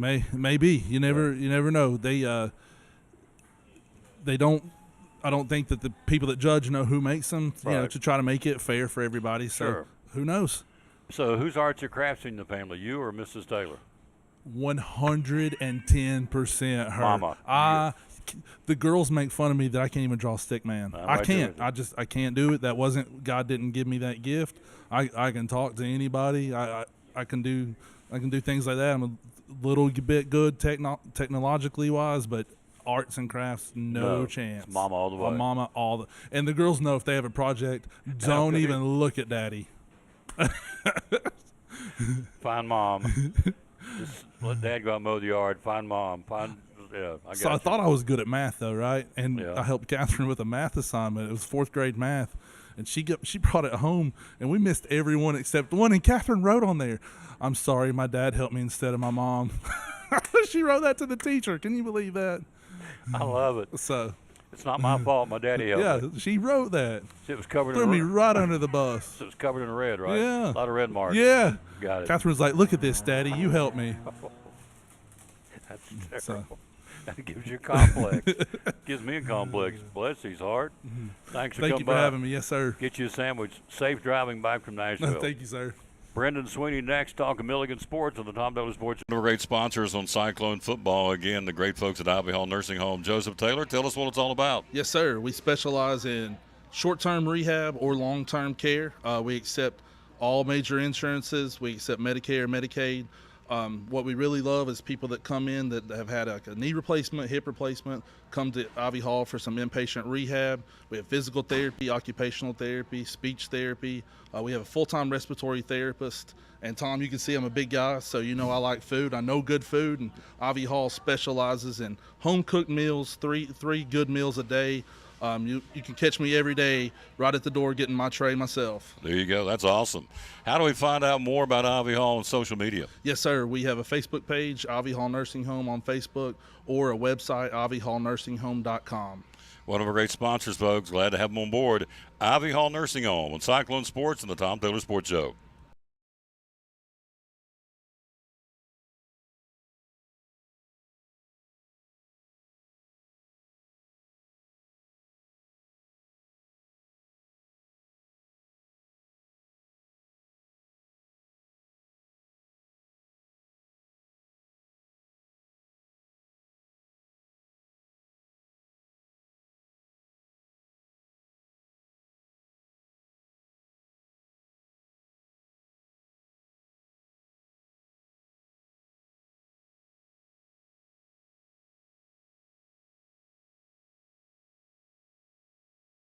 This is Pastor Fallow, Pleasant Beach Baptist Church in Elizabethton, and we'd love to have you come be with us.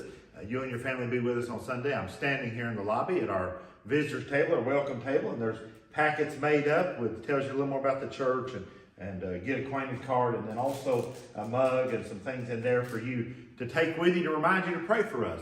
And we've got a place for you and your family and want you to come. Our goal is for you to know the Lord Jesus Christ as your Savior. But beyond that, to find your purpose and contentment in life of knowing Him, walking with Him, and serving Him each day. And so we want you and your family to come be with us Sunday morning, Sunday night, or Wednesday night. We're looking forward to seeing you soon. You can find a little more information about us online at pleasantbeachbaptist.com.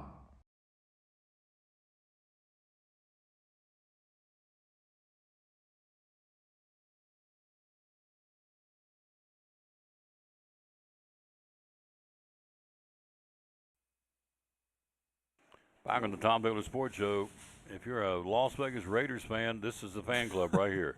He's president, I'm vice president. Phew, boy. So are we out of the woods yet by beating the Tennessee Titans? Probably not. I mean, no. I don't think so. No. I mean, when I look at our schedule coming up specifically, I don't see a lot of light into the a lot tunnel. of light spots. So I don't know. I think the Chiefs game should be interesting. I think. I don't think we'll win, but I do think we'll keep it close, just because of the division game factor, and I think anytime we play the Chiefs recently, it's been fairly close, other than one time in Vegas when we got smoked. But the way I see it, I think we'll probably stay within whatever the betting spread is, and that'll be fine. Our defense is not that bad. No, it's not, and that's the one thing about this whole season that's been a little annoying for me is, like, if our offense just, like, if it was just average, competent, yeah, competent, we would be probably, we would have beaten the Bears. Oh. We would probably have had much of a better chance against the Commanders. Yeah. But, yeah, I don't know. It just, to me, the defense is fine, and I think they've played with good skill, good speed, reckless abandon defensively, but we just have to the offense. We got to figure it out. I mean, offensive line being hurt doesn't help. Well, and Janty can't be the running back. I mean you got to have something besides him. They've become very one-dimensional now. Yep. Well, Brock Bowers is hurt. Okay, there's got to be somebody else who can throw the ball to. Mm-hmm. And he's supposed to be back this week, I think. But still, it's like, well, they put all their eggs in one basket, and so all these teams are loading the wagon. They say, okay, we're going to go after this guy. He's going to be the one getting all the reps, and he is. Yeah, So, I will say last week I was happy with Michael Mayer's performance. I thought he played pretty well in that game, kind of stepping up for Bowers, but he's doesn't have the same skills that Bowers has. He can't be that 10 reception per game guy that Bowers can be. So I think that's where that's at for me. Steelers and Bengals tonight. Who you like? Steelers. Yeah. Although, to be honest with you, I think Mike Tomlin's a little bit scared of Joe Flacco. You think so? Yeah, I mean, every time he has a press conference about Joe Flacco, he always brings up Joe Flacco. Like they just had a press conference with him. He was like, I don't know what the Browns were thinking, trading a proven quarterback to a division rival. Oh, really? Yeah. So I mean, I don't know. I don't think he particularly feels that confident against Joe Flacco, but we'll see. Yep. We've got really 5. We're just going to showcase the 5 big games this week. The first one's going to be in London on Sunday morning. The Rams 4-2 and the Jags 4-2. Is Jacksonville for real? I mean, I think they're pretty inconsistent. I look at a team in Jacksonville whose quarterback, week to week, it's an adventure. That he'll have one really good week, goes and beats the Chiefs. Yeah, goes and beats the Chiefs. And then this last week against the Seahawks, they could hardly move the ball. So it's kind of a up and down kind of belief that I have in Jacksonville. They can win games if they play well, if they have a good game, but a lot of times they don't play up to their standard, and that's what we saw against the Seahawks this last week. Another big game this week, Minnesota 3-2. Eagles will be there 4-2 on the road at Minnesota. You like the Vikings at home or the Eagles on the road? This is a weird one because we don't really know who's going to play quarterback for Minnesota yet. That's right. It might be Carson Wentz. Maybe they'll bring J.J. McCarthy back, but I think that this is kind of slightly a soft benching for J.J. McCarthy. I think he's probably healthy enough to come back, but they're probably like, okay, well, we'll just give you a little bit more time to season yourself and get you ready because you didn't look ready when you were playing. So I think Wentz will be there, but if he's hurt too because he's injured. So who knows? It may end up being their third stringer, Max Brosmer. So we'll see. But Philadelphia is in dire straits right now. They have been really poor these last 2 games, and losing by 17 to the New York Giants can be a wake-up call. Ain't going to cut it, is it? No, it is not. Philly, no. So I think if Philly is ready to, dispel all of that drama and ridiculousness they've been dealing with, this would be the game to do that.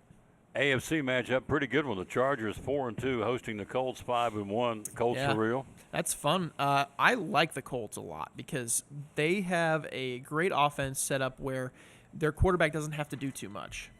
He's got a great running game. His offensive line does a good job blocking for the run. Jonathan Taylor's awesome.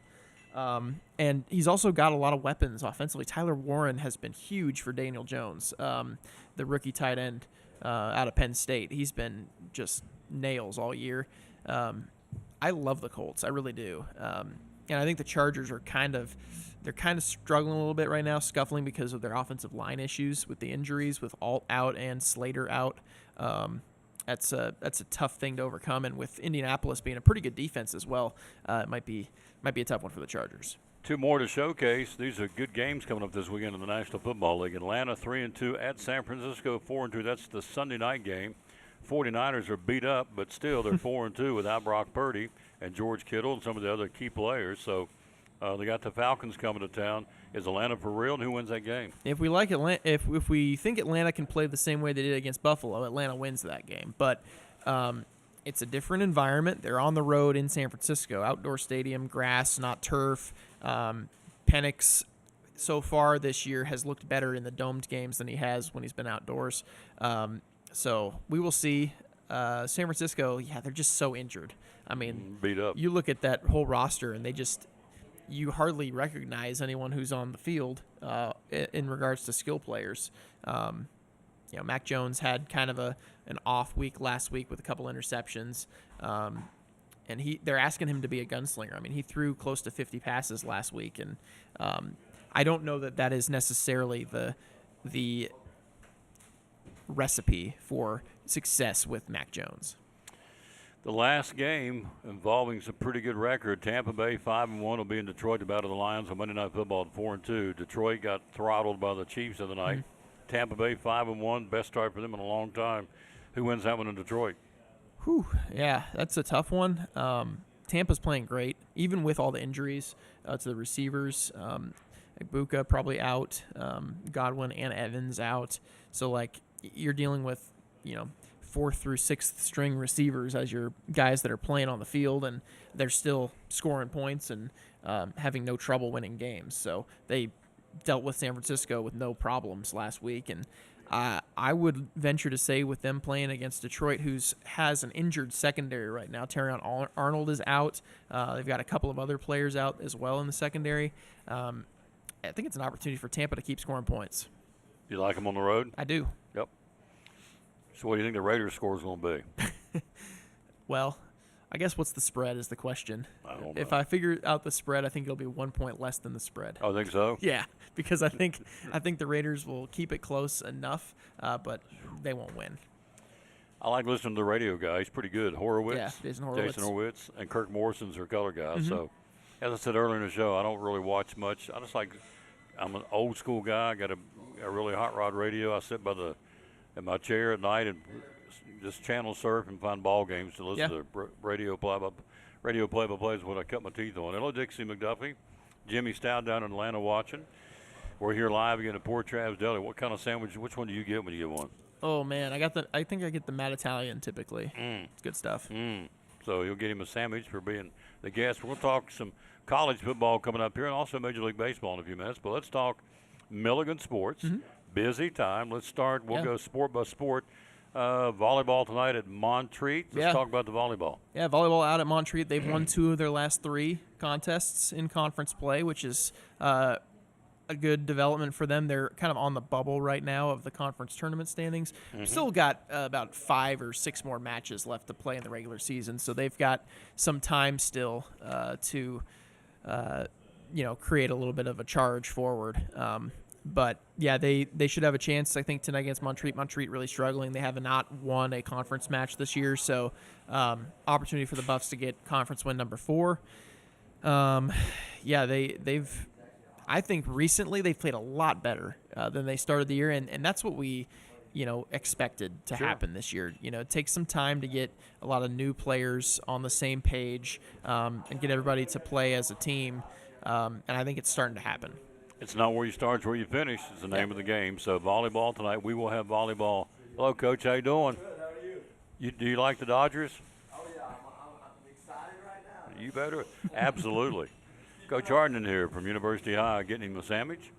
So you look at Halloween, we'll be doing a volleyball match on Halloween night on a Friday, which is 2 weeks from tomorrow night. And then on that Saturday, we have a doubleheader with Johnson, and I don't have in front of it, but we got a double dip on that Saturday at Steve Lacey Fieldhouse.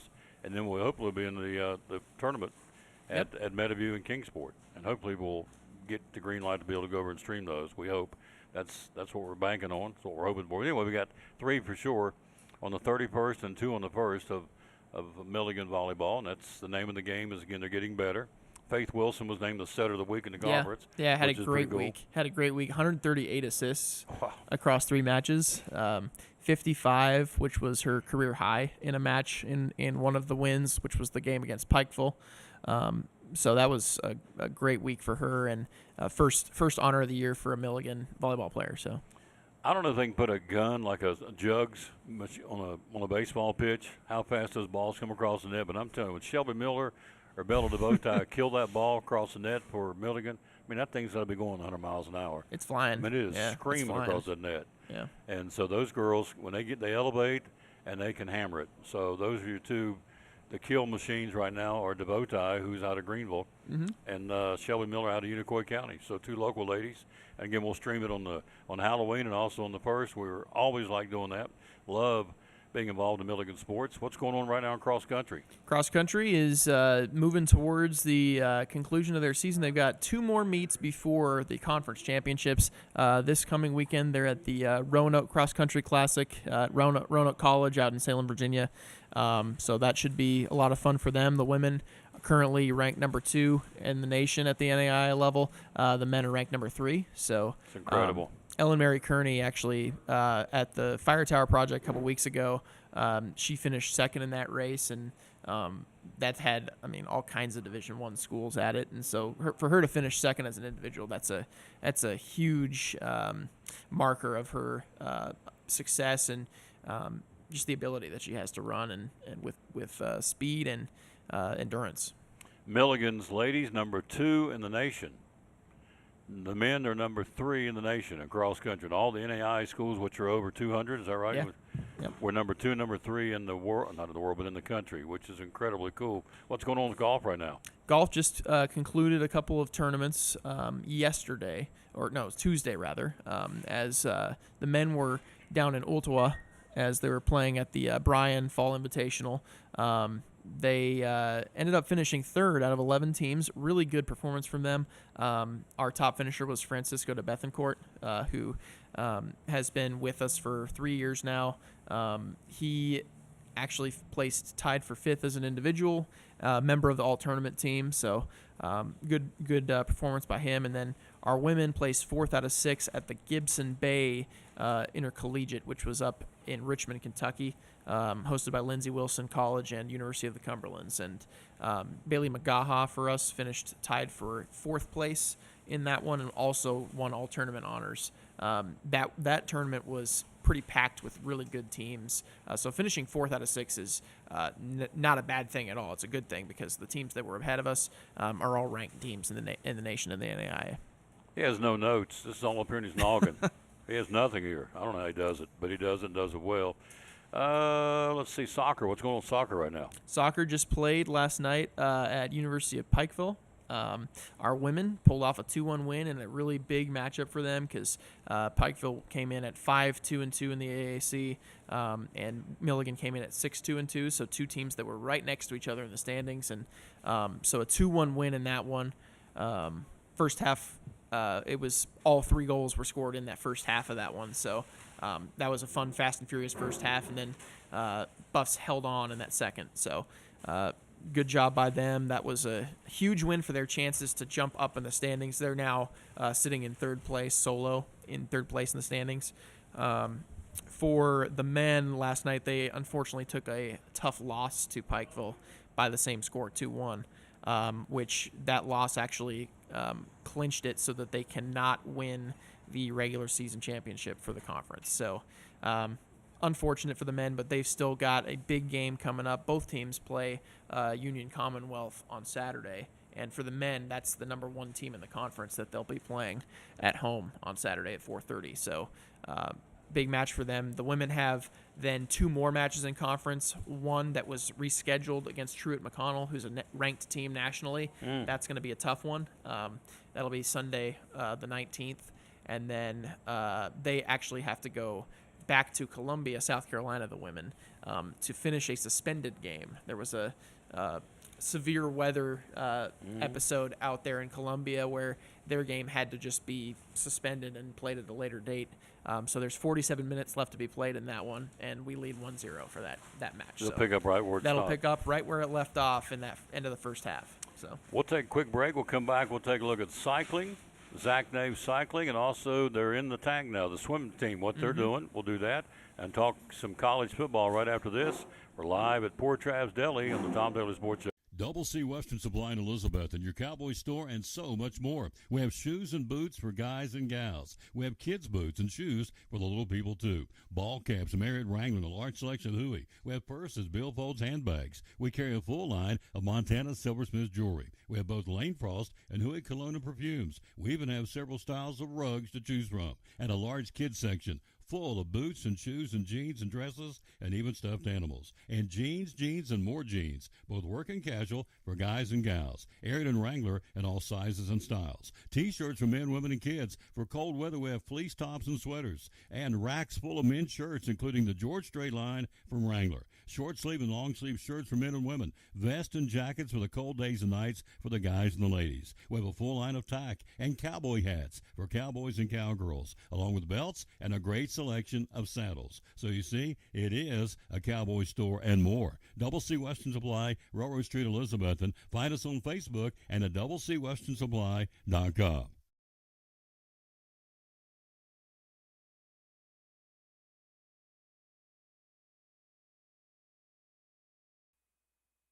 Back on the Tom Taylor Sports Show, we are live here again at Port Travis Deli. So Zach Nade, they've already won championships. What, 3 or 4 already this year? Is that correct? Yeah, yep. Yeah, for the cycling. This guy gets it done. It's incredible. Last time I had him on the show, the coach, we go out once a month. I said, how many championships?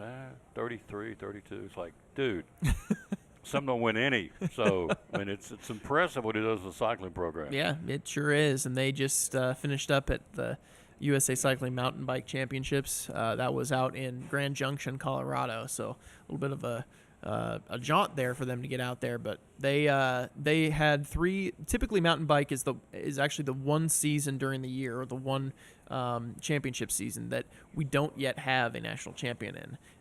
And that continued. However, 3 of our racers in the Omnium standings, 2 on the men's side placed in 4th and 5th, Cade Pummel and Levi Cole for our men. So that's really good. Omnium, if you're not familiar, it just means entire standings across all events from the whole week. So there's I think 5 different events at mountain bike cycling championships. So for them to finish 4th and 5th is great.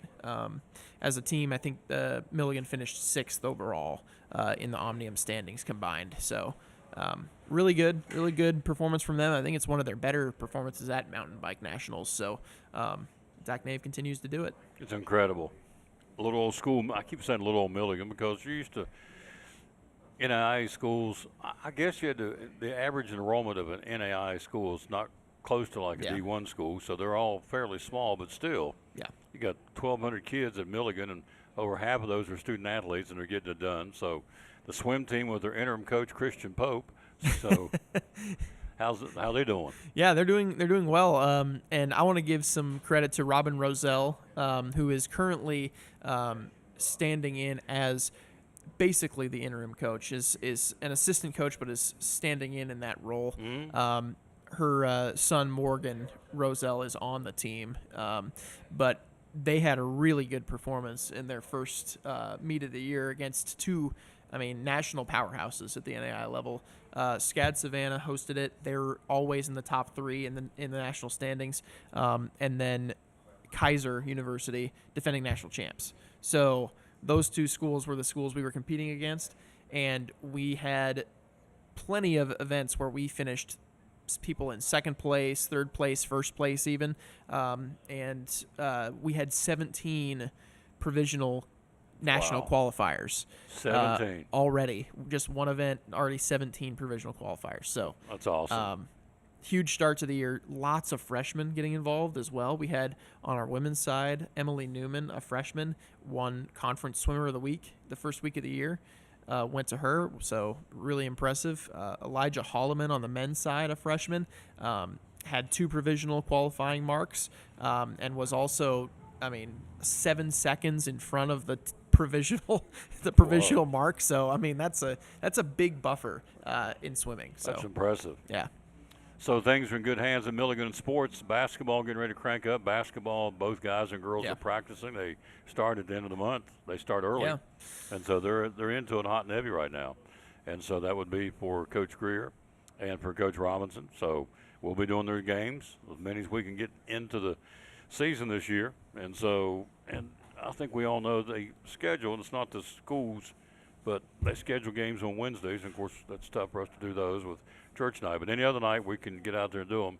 Yep. We're going to be there. I know the Saturday doubleheaders at Steve Lacey in basketball season are really cool. To me, there's nothing like it to go out there and spend the afternoon watching a double dip. The ladies typically play first and the guys, so we'll have a schedule once we get it and nail it down to when we're going to be doing Milligan basketball. And, of course, in the spring, you got softball and baseball. New softball coach. Had her on the show last week. Really impressed with her. Yeah, Cassie Fortner, I think is going to bring a ton to our softball program, and really excited to see where things go for her this year. Of course, a big shadow over the program. We lost Coach Holly, passed away. He's in glory now. But so, you got to keep trucking, and so we've hired a new coach, and so it's her job to keep the momentum of what he did. He one of the winningest active coaches ever, wasn't he? Yeah, he all-time was third highest in all-time wins. So that's a huge set of shoes to fill. You better believe it. So anyway, Milligan sports, that's what we got going on. So right now we're hot and heavy into the fall sports. Winter will be here. The winter sports will be here soon enough. College football. Let me get your take on some of these games. Let's start with the big one around here, of course. Tennessee at Alabama, 7:30. Number 6 Alabama, number 11 Tennessee in Tuscaloosa. Who wins that one? Yeah, I think Bama. I mean, you'd love to say Tennessee can pull that off. I just don't see it happening on the road. Tuscaloosa is such a hard place to go in and win. I mean, obviously we know it. Tennessee hasn't won in, almost 2 decades in Tuscaloosa. So I mean, it's a tough place to go play. Yeah, it's 2007 or 2000. I meant to do that during the break. Let's see. Well, I'm going to look that up, and then you tell me what you think about Georgia and Ole Miss.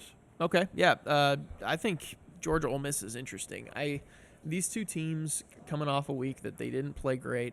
I would say that I kind of like Ole Miss in that one, even though they're at Georgia. I do like the Ole Miss offense, and I think Georgia's offense they're up and down. I can't really say for certain what they're going to do each week, but Ole Miss I feel is a little bit more consistent offensively right now. Let's see. How many times has Tennessee beat Alabama in the past 20 years?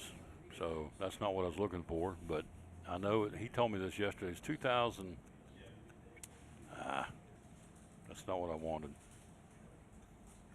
Alabama Roll Tide. You got it. How many times has Tennessee beat Alabama in the past 20 years? 2003. Philip Homer won 51-43 in 2003 in 5 overtimes. It's the last time they won in Tuscaloosa. Wow. Which would be 22 years. Yeah, 22. Over 2 decades. Yeah. So you don't see that happening this time either. Nope, I don't think so. I mean, I don't think that the Tennessee defense is going to be able to hold Alabama off the board enough. For whatever reason, and I don't know, I'm not a coach nor am I a player. I'm just a guy who talks for a living on sports, but they don't have the knockout punch. I don't know how to describe that. You had Georgia down 21-7. You stepped on the throat, and you couldn't put them away. You had Arkansas. You're up 2 touchdowns over Arkansas. You end up squeaking out 34-31. So, I don't know what it is, but they can't seem to put them away. Even that Mississippi State game when they were struggled down in Starkville, I mean, it was the same. So, yeah. So Alabama, to me, the key is Aguilar. If they get back there and rattle his cage and get him to hurry up, it could be a long day. So it is what it is now. You're not supposed to root against Tennessee when you're in Tennessee, and I get that, but I'm also a realist. So when you're in Vegas, you're not supposed to root against the Raiders, but I'm a realist. So, and just because we're saying that we don't think they're going to win doesn't mean we're not rooting for them. Well, sure. We're just being realistic. Yeah. Did you say Georgia or Ole Miss? I said Ole Miss. Oh, really? I actually think, I do think. When I look at the two teams, I just think Ole Miss's offense is a little bit more consistent. Georgia there's every week you're like almost like, what's going on? The first half they scored 3 points or whatever, and it's just not consistent enough in my opinion. No. So I don't know. I do think that's kind of a toss up, but I'll sit with Ole Miss on this one. Yeah, I heard his post game comments. Kirby said we can't wait till the second half to flip a switch, start playing. That's what they did at Auburn too. Yeah. They're lucky to win that game. Yeah, they were. Because they were down 10-0, and just like they were behind the 8 ball in Knoxville, and they rallied, and so they scored 20 unanswered to beat Auburn at Auburn, which is not easy to do. That's a tough place to play. Notre Dame hosting Southern Cal, number 13 hosting number 20. Fighting Irish at South Bend or Southern Cal? Well, I don't know. That's a tough one. It's a rivalry that's gone on for many years. USC and Notre Dame, they've played so many times, and I think Notre Dame recently has kind of dominated things in that rivalry. Yeah, I think Notre Dame probably, with just with them being at home and having USC have to travel all the way out there, they've done it before, but I just think Notre Dame is probably the better team. LSU at number 10, at Vanderbilt number 17 in Nashville. Commodores get the upset or not? Maybe. I love Vanderbilt this year. I really like them as a team. They're very entertaining to watch. Their defense may be a little bit not necessarily able to stop LSU. A little suspect. They might be slightly suspect, Yeah. but I would say their offense is going to score points too. I don't think there's going to be any problem for them to score points against LSU. So, I don't know. I think it could be a shootout. I'm not sure who's going to pull that one out, but I think it's going to be a shootout and a fun game to watch for sure. Ohio State's number 1 in the country. You okay with that? Do you feel like they're the number 1 team? I think so, yeah. All right. Are they the best team out there? Probably. Yeah. Yeah, probably so. Keep hearing Miami, and I don't think that's the team. I think Miami is really good, but I don't know that I put them on the same pedestal as Ohio State at this point. The winner of the Georgia-Ole Miss game, a lot of those people I've been reading feel like that could be the number 1 or number 2 team in the country and behind Ohio State. So they're going to Wisconsin. The Buckeyes are. Shouldn't be a problem at Cam Randall. That's Luke Fickell's in trouble as the coach. We haven't talked since Franklin got canned, making $21,000 a day till 2031. Let's take another job. So what was your take on that fiasco at Penn State? Yeah. It wasn't a fiasco. Maybe you didn't think it was. No, it was definitely a fiasco. Everybody expects that team every year to be one of the top 5 teams in the nation. And they were for a couple weeks. And it looked like they were playing well. And then all of a sudden, the Oregon game goes, they lose in overtime on an interception, and then the train goes off the rails. Mm-hmm. So I don't know if that is – it must have been just like coaching not keeping his players in tune with what's going on. And like next week, like we got to get to the next week, get rid of that loss to Oregon. We got to focus on what we got coming up. To lose games to UCLA and Northwestern, of all teams, the back-to-back weeks, that's going to be probably a death stroke there for Franklin, and that's exactly what happened. So. Yep. He's gone, and so I asked Sean Witten the other day, who's played at Virginia Tech, outstanding athlete there, now the coach, all-time winningest coach at Elizabethton, and I said, I would have never thought 5 or 6 years ago you see a coach get fired in the middle of the season. And now it's happening with regularity. It'll happen again this weekend, too. Somebody will get canned because they're not winning like the fan base, the donors, or whoever wants them to win. So I asked him, I said, do you think there will ever be a time, given what we've seen already, coaches being fired in the middle of the season, you'll see a coach jump from a team in the middle of the season, let's use Signetti leaves Indiana to go to Penn State in the middle of the season. And I said, at one point I thought that would never happen, but I'm not so sure now. I mean, if you set up the right scenario and go, look, we need you now over here. It's your job. We're going to pay you out to Wazoo to come over here if you'll come now and start. Let's don't wait the end of the season. Let's start now. You see it in the pros to a point. Well, no, you don't really see – they don't jump from team to team. But, like Tennessee canned their coach and they're bringing up an interim coach. So do you see it happening? Do you see a college, a coach jumping from team to team in season? I don't know that I see that because for me, it's just weird because because of all these buyout clauses, like there's no rush for the coach to get back into it. It's not like they're like not making any money.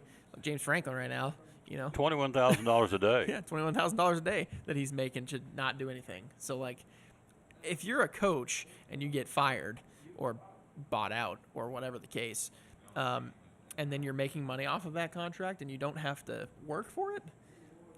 If I was in this situation, why would I hustle back into a job, move my whole family away from where I'm at, to go to another job, Here's what Franklin's getting.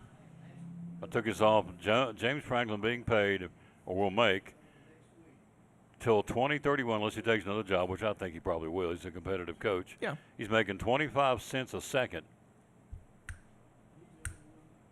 Just made $1. He's making $15 a minute. This is made up. This is factual. He's making 900. So I've been here 2 hours. I would have made 913 times 2. That'd be 1826. Is that right? Mm-hmm. Yep. $1,826 in 2 hours. He's making $21,000 a day. A day. He's making $158,000 a week. For the month of October, he'll get a check for $666,000 every month till 2031. I don't know if he's married, but if he is, I'm sure his wife says, don't you even think about going to get another job. Making $21,000 a day. Yeah. Now, my question is, how stupid are these schools? I mean, the agent is laughing all the way to the bank. But, Yeah. I mean, you got Dabo out there at a $60 million buyout. That's why they didn't get rid of him at Clemson early in the season. They couldn't afford to. $60 million. This guy's at $49 million, making $21,000 a day. Who in the right mind would set up a contract? You get paid more to get canned than you do to perform. Makes no sense to me. It is nuts. Either they felt so strongly that nothing will ever happen wrong or happen poorly for our program under Franklin's watch. That's Delusional. To me, that's the only thing they could have possibly thought. But again, you're right. That seems pretty delusional. Oh. I mean, there can always be things that can derail seasons or derail programs, cultures, all those sorts of things. Injuries, transfer yes. portal. Transfer portal. You're right. Like nowadays, there's so many variables. To be able to set up a contract that way is just not smart. And you're dealing with 18, 19-year-old guys, for crying out loud. Yeah. That are squirrely to begin with because they're 18, 19-year-old guys trying to figure themselves out. I was one once. You were one once. It's like we're trying to figure out who we are and going for the highest bidder, which is what it's become, the transfer portal and the NIL. So all these things play into this, and yet these schools sign these guys' contracts, and the ones will take whoever takes over the Penn State job, he ain't going in for free. No, he's going to get something very similar. Absolutely. Whether it's rural or whoever that goes in there. And they're not done. Napier's in trouble with Florida. Luke Fickell's in trouble with Wisconsin. There's probably some others. I think Kelly's not – they're not overly enamored with him down at LSU. If he loses this week, I mean, every Monday on this show, it's a bile day. They were after Belichick. He said, I ain't leaving. They told him we're not going anywhere. So, and that's what he says. Now, what North Carolina says is different. But so it was Dabo early in the season, Mike Norvell at Florida State early in the season. Those are DeBoer. They were after him in Alabama. So everybody loves him now, or they like him better. They'll love him. They beat Tennessee on Saturday. So, but the point is, it's out there, and it's off the rails crazy. So the smartest ones of the bunch are the agents because they're out there laughing. You know, they're getting the cut of the action. I don't know what they get, what the percentage of the contracts they sign, but they do get a cut. Oh, they're laughing all the way to the bank. Oh yeah, So huge cuts they make off these contracts, and I think from an agent standpoint, you want to get your client hired by a team in the SEC or the Big Ten because those are yes, and because those are the places where the fans get the most impatient quickly. Yes, that's a great point. Because, I mean, sure, Clemson and the ACC, but like you look at the schools out west, I mean, nobody's calling for the heads of the coaches. I mean, hardly ever. So, yeah, you want to get a person, your client, to coach a team in the SEC probably first, at Big Ten probably second, because those fan bases, they care so much about their teams. So, you know, when they're not competing the way that they think they should, they always are calling for the coach's head. So if you get, if I'm an agent for you and you get a $60 million contract, I get 10%, which I think is probably pretty fair. Yeah. It's what, $600,000 I'm going to get? Is that right? 10% of $60 million. So old Tom's going to can buy me a lot of sandwiches at Port Trav's at $600,000. And that's just one, you know, these guys have multiple. Yeah, tons of clients. Tons of clients. This is one client. So, and I think 10% is probably fair. It's probably higher than that. But even on the low end, 10% as a agency fee to sign these coaches up ain't nothing to them. Yeah. He's making $21,000 a day. He don't care to shell out $600,000 to old Tom the agent. So anyway, it's going to be interesting to see. I think it shows the parity in college football Because, right now, if you could pick who is the team that's heads above her? You think it's Ohio State? It's probably Ohio State, yeah. You think they're heads above everybody else? I don't know. I mean, I think they are the best team. I don't think there's anyone that's on the same tier, but there's a bunch that are right underneath. Mm-hmm. Yeah. I think that's where I see it. Which right makes now. the college football playoff going to be pretty exciting. So from here on in, all the cream puff games are basically out of the way. It's battles now, all week in, week out, all the way to the end of the regular season. We should be, we're at the halfway point. Yeah. Alabama and Tennessee, they play 12. They're both 5. Yeah, we're at the halfway point of the season. So from here on in, there's an occasional cream puff here and there for homecoming, but by and large, all these teams are pretty well locked into the conference race, and it's going to be good. So, man, I love you coming by. You always do a great job. You're going to get you a Mad Italian, which is the ham and cheese? Yeah, Italian and ham cheese. Ham and turkey. Ham and turkey, rather. The Mad Italian with some cheese on it. So we'll see you next week. Love doing it. Thank you, sir. You got it. Raiders, he says we just stay in the game. We sunk a boatload of money in Geno Smith, and he ain't living up to it. Yeah, at some point it's going to be Kenny Pickett out there, I think. The most frustrated guy in the Raiders camp is going to be Pickett. It's like, okay, when do I get my chance? This guy's thrown 9 interceptions. Yeah. 10 now. He's thrown 10. He's had 10 picks, and so Kenny Pickett, who they gave up draft picks to bring him over, so they feel like there's some merit in bringing this guy to be the backup quarterback. He hasn't got a chance yet, so. It'll happen. It'll happen. Maybe Sunday. The Raiders. They hate the Chiefs, and the Chiefs hate the Raiders. They sure do. That's why I think it's going to stay close. Yeah. I think it's going to be at least a competitive game, and we'll see. Yeah. Who wasn't they quoted this week from the Chiefs? Said, "Well, I don't want to mention their name. It's one of the linemen. What do you think about playing the Raiders? I don't even like mentioning that name. Yep. That's how bad these guys. It runs deep, Yeah, all the way does. back to the Al Davis and Hank Stram days, Mhm. and the old AFL. Yep. Oh, it's intense. So we don't like red either, do we? Nope. No, we don't. No, sir. No, the Raiders. So. My London just wears me out. My granddaughter, she texted me and said, "Well, how bad's it gonna be Sunday?" I said, "We're gonna kill them by 40." She just chuckled. Said, "Love you, Granddad." Just hung up. Oh well. We'll take a break. We'll be right back. We're here at Port Travis to wrap it up after this from Northeast Community Credit Union. Tom Taylor Sports Show got a brand new product. Tell me what's going on. We sure do. We have contactless Visa debit cards, and some of you all have been asking and wanting to know, when are you going to implement that? We are hitting the ground running. So right now you can get your free instant issue contactless debit cards at Northeast Community Credit Union, and that's just another form of payment. So you've got the mag strip on the back, you've got your contactless, invisible, what you want to call it, if you want to pay that way for tabless, or you've got your chip. So we're just staying up to date with all the things, and we listened to you. So you wanted that, and that's what we can provide, and we've implemented it with hard work behind the scenes, a lot of teamwork, effort, and come get your contactless Visa debit card today. Available now. Yes. At all locations. Our locations are? They are in Rome Mountain. They are in Elizabethton, one in behind Elizabethton High School, our main office. And then we have one off of 19E in Elizabethton. We have one in Johnson City off of West Oakland Avenue. Social media, how do we find you? You can find us at Facebook, Instagram, or bemycu.org. And the magic main number is? 423-547-1200. Brand new product from Northeast Community Credit Union. Proud sponsor of the Tom Taylor Sports Show and Cyclone Sports. And back in the Tom Taylor Sports Show, that's going to do it. Big thanks again to Brendan stopping by from Milligan, also Joseph Taylor Mivey, all talking sports. Love those guys. And also, of course, Andrew McKeon got it started for us, the El Presidente of Carter County Bank. Love that guy, too. We love Richard. Richard's under the weather today, so hope he gets to feeling better. And so we'll rejoin you tomorrow. We got a busy day tomorrow. Love it. Tomorrow morning we'll do the Carter County Tour of Schools from Hampton Elementary from 9 till 10. We'll be there with Mr. Jenkins and his great staff and the kids, showcasing great kids doing great things. It'll be tomorrow at Hampton Elementary.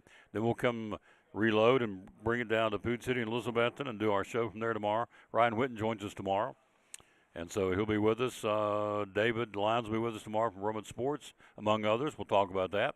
and let those guys do their thing. Then tomorrow night, beginning at 6:50, Cyclone football. The Cyclones in Sullivan East. So we have a triple header tomorrow for me.